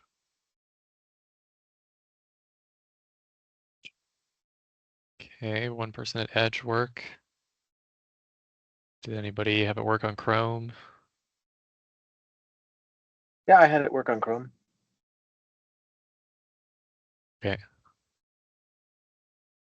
Those are, yeah, we've done most of our testing on Chrome. I've been doing some recently with Firefox and Edge. And apart from what I mentioned about some of the drop boxes taking a little bit longer to populate in Firefox, I don't seem to have that problem in Edge. Yeah, we haven't noticed too many major hiccups between some of the other browsers, but obviously there's going to be some things a little bit different. Okay. Okay. And yeah, I guess it's a range of browsers and some people having issues and some not. Maybe maybe if you test outside of the workshop today and you're still having problems, you can let us know and provide us with some information on what browser you're using and so forth, and that'll help us kind of narrow down maybe what the issues are. Mm-hmm. Yeah, we can do some diagnostic stuff, kind of one-on-one if we need to try and figure out what the issue is. On our back end, we can sort of see what kind of queries are being sent to the server, and we can see certain elements of what your browser is asking, so we can try to identify what might be the trouble if kind of in a one-on-one situation. Sure. Okay. I'm just going to pull everybody to the next question. Was threats intuitive to use without needing explanation, guidance, or tutorials? Obviously, we've provided some guidance today. I think this is probably more relevant for people who are sort of testing on their own without a directed exercise. I guess there was a comment about having some video tutorials. I think we said that some of the modules have those, some of them don't, and it's kind of something that we're working on now and I think are going to be added over time. Yeah, I guess, does anybody have any specific comments on this, recognizing that, this is sort of an ongoing effort? We try to make it as intuitive as possible, so the tutorials and that sort of thing aren't your first sort of requirement, but if it's not intuitive, then it's good to know that as well. But yeah, we try to do a bit of both, having it intuitive and providing some guidance as well. Yeah, and I'll say too, one of the things that we're looking at for the future of this project as maybe a subsequent phase is kind of working with different users, rolling out this tool to different groups. And yeah, I think as part of that, if we do demos with specific groups, like WPAC's working with local municipalities and that kind of thing, I think we'll start to get more people trained on this, and we'll get some feedback through that process of what's self-evident, what's not. But of course, any feedback that we have now is helpful.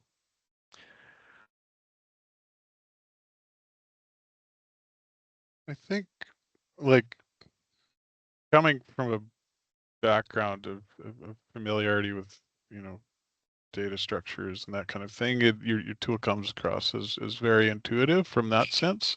I'm just wondering if it's if folks who might not be used to working with water quality data are having that same experience, or Yeah, Adam, maybe you can speak to this one, like how we might roll this out to different users and how you might use it to interact with some other people in your watershed, for example. Yeah, for sure. And I think once that comes about, as you mentioned, we envision this being able to stand alone, but there are a lot of partners who are willing to work with groups. So you mentioned WPACs. I see Lesser Slave, Red Deer, Battle, Athabasca, a bunch of us on the call today, and we like working with municipalities, right? So we'll have people who can hopefully come alongside people and get them trained up on it. And it's one of those things, like you said, we're going to have to see how people feel about it. We think it's intuitive, but like you said, Nathan, we're sort of immersed in this, and that's one of the things we want out of this. But yeah, as we push out to more people, we're going to have to adjust and tweak it depending on the feedback from people who aren't spending as much time with it as we are. Yeah. That's where I need to go, Alec? Yep. Yep. Okay. Yeah. So we do have next coming up, Alec. We'll get to it.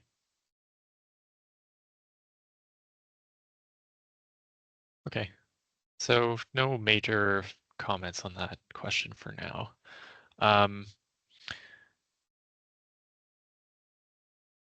Yeah, the next question is about specific areas where you would need more assistance using the tool, like videos, instructions, or tutorials.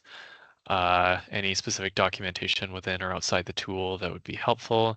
So I think we've kind of covered some of this already. Having some videos, we're kind of working on the about sections. We're going to be working in the future with, training people and that kind of thing. Is there anything else that hasn't been mentioned already, or maybe that we haven't thought of that comes to mind with providing assistance for users of the tool?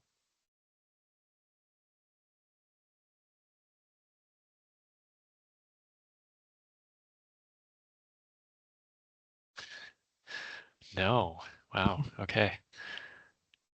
It maybe a different way of phrasing that is there challenges that people are working through right now in terms of watershed management and source water protection, where they're that maybe kind of like in Steve's situation, they there's issues and you're looking for certain types of data to help you quantify or identify how much risk there is, or are there situations out there like that things that this could be used for?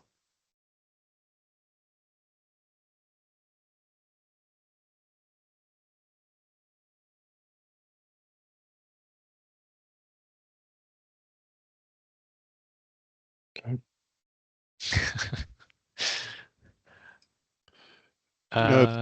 It's hard go to ahead.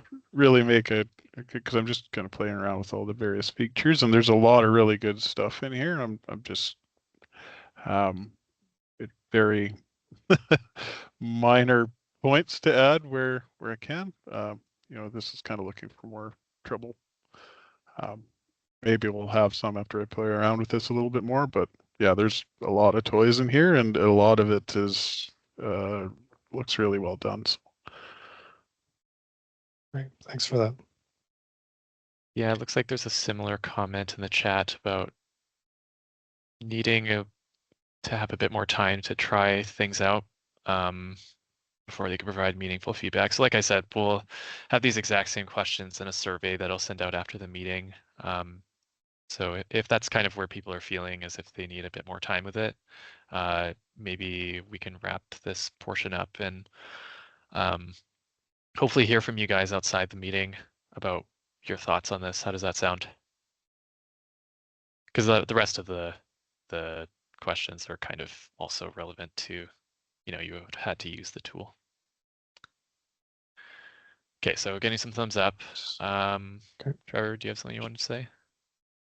I'm just seeing the last comment here from Wade. Using the spatial analysis module, catchments do not show up in step 3 in the exercise. Not sure. The catchments are at the bottom of the drop-down box, if that helps you anywhere. Not sure. But you should be seeing the catchments that are like the hydrometric stations. But if you want to contact me offline, we can try and work you through that if that continues to be an issue.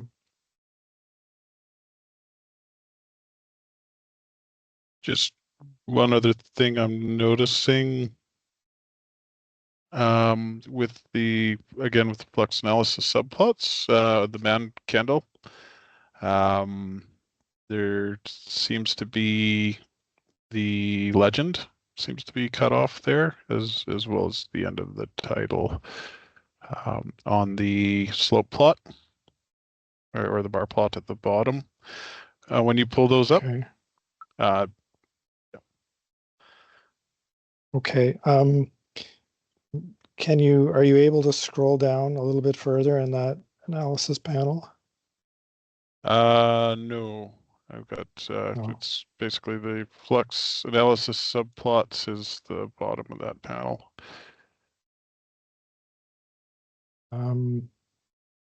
Just want to try. You can adjust the size of the analysis panel. Maybe Just Okay, hover there. over the, see if stretching it to the side one way or the other, see if that gets it to resize it. Okay, yeah, I've got it resized now. It does seem to have a legend. I'm getting colors of red, blue, green, and purple. I'm not sure how to interpret the. There should be a legend that Yeah, goes with that. let me keep pulling out. Yeah, I'm not seeing a legend with it, but Okay, so this is the using the flux and the man candle. yes. Okay, all right, we'll So- take a look at it and see if there's an issue with the legend then. Okay, thank you. Okay. I just wanted to read out a couple last things from the chat. It would be great to see more case studies as they become available from various groups using the tool. The tool is powerful. I think there's an opportunity to connect drinking water system managers and operators with what this tool can do. I'm going to mention this right away. We're presenting to, we have a workshop with the AWWA conference in November, 3-hour workshop with those people, so they'll get to use the tool hands-on. I'm interested in headwaters protection, being able to connect activities such as logging and mining to TSS, etc. seems really useful. Okay, I'm gonna move into next steps and close, and I think that will probably take us to the end of our session. So just give me one moment.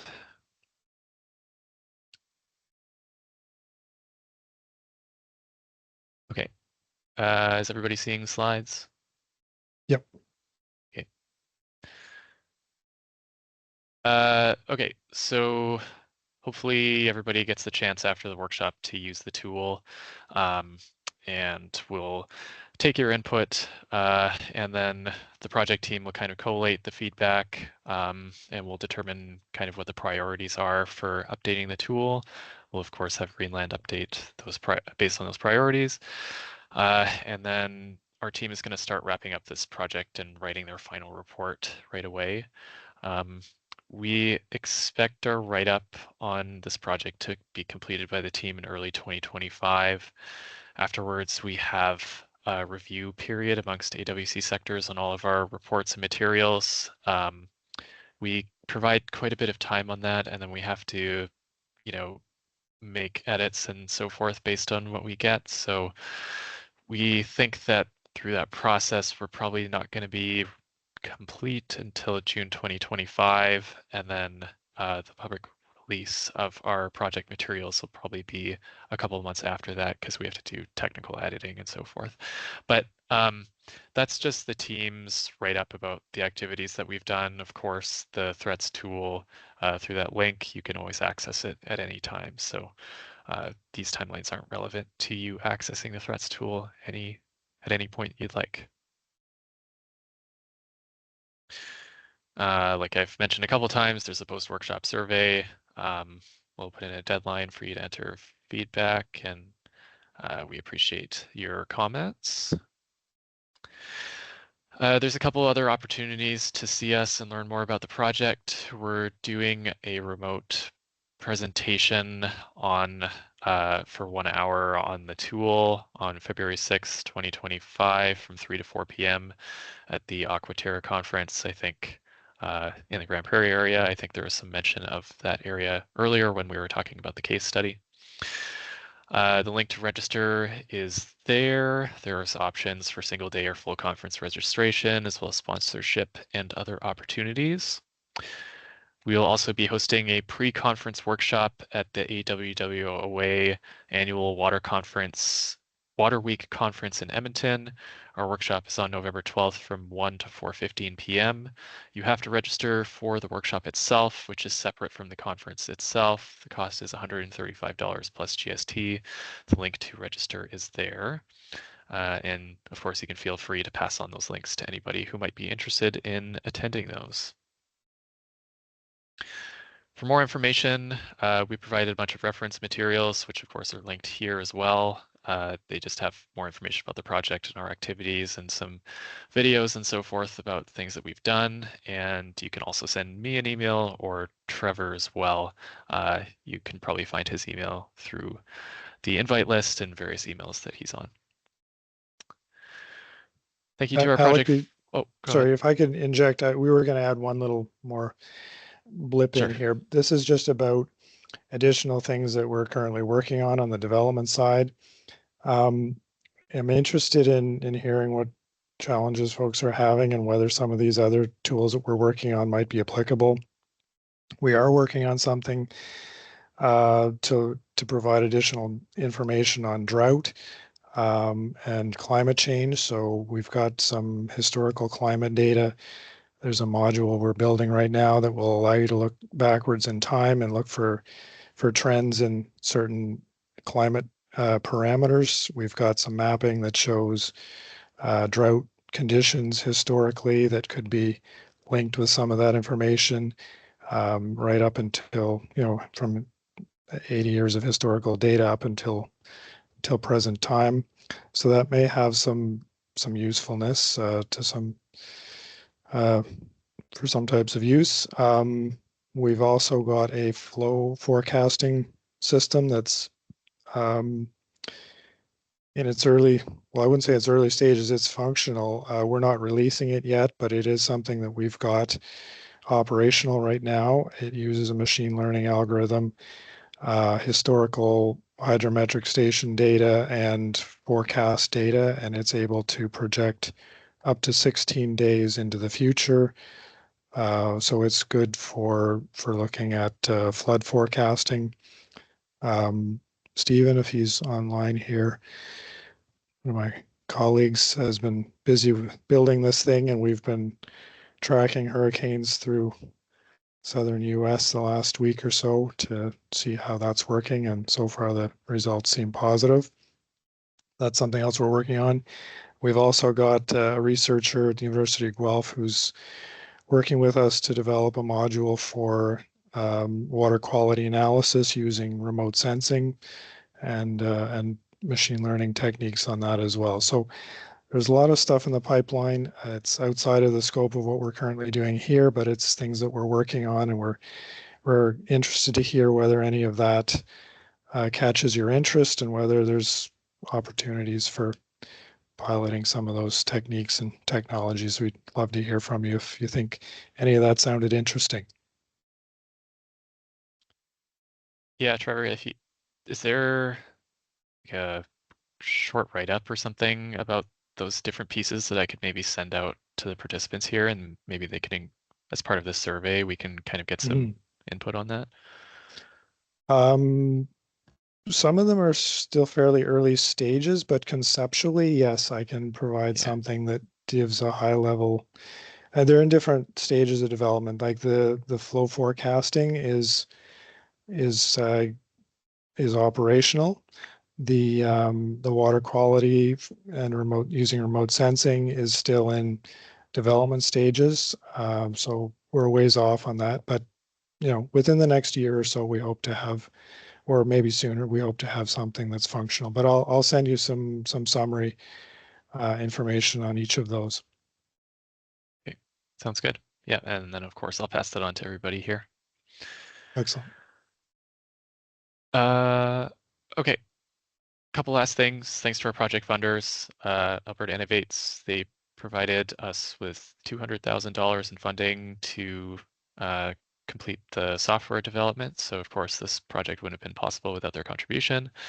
And the Alberta government, GOA, specifically Environment Protected Areas, provides us with ongoing operational funding and covered all the other aspects of the project. So thanks to them. A couple of acknowledgements. Adam, I guess you weren't supposed to speak, but thanks for stepping in and talking today. He was pretty instrumental in getting this set up. The Source Water Protection Project team for all their hard work over the last few years to get us to this point. Our presenters, Adam, Trevor, Steve, and then of course all of you for participating and providing feedback today, and any online viewers that we might have in the future. So thank you to everybody. Any final questions, comments, concerns?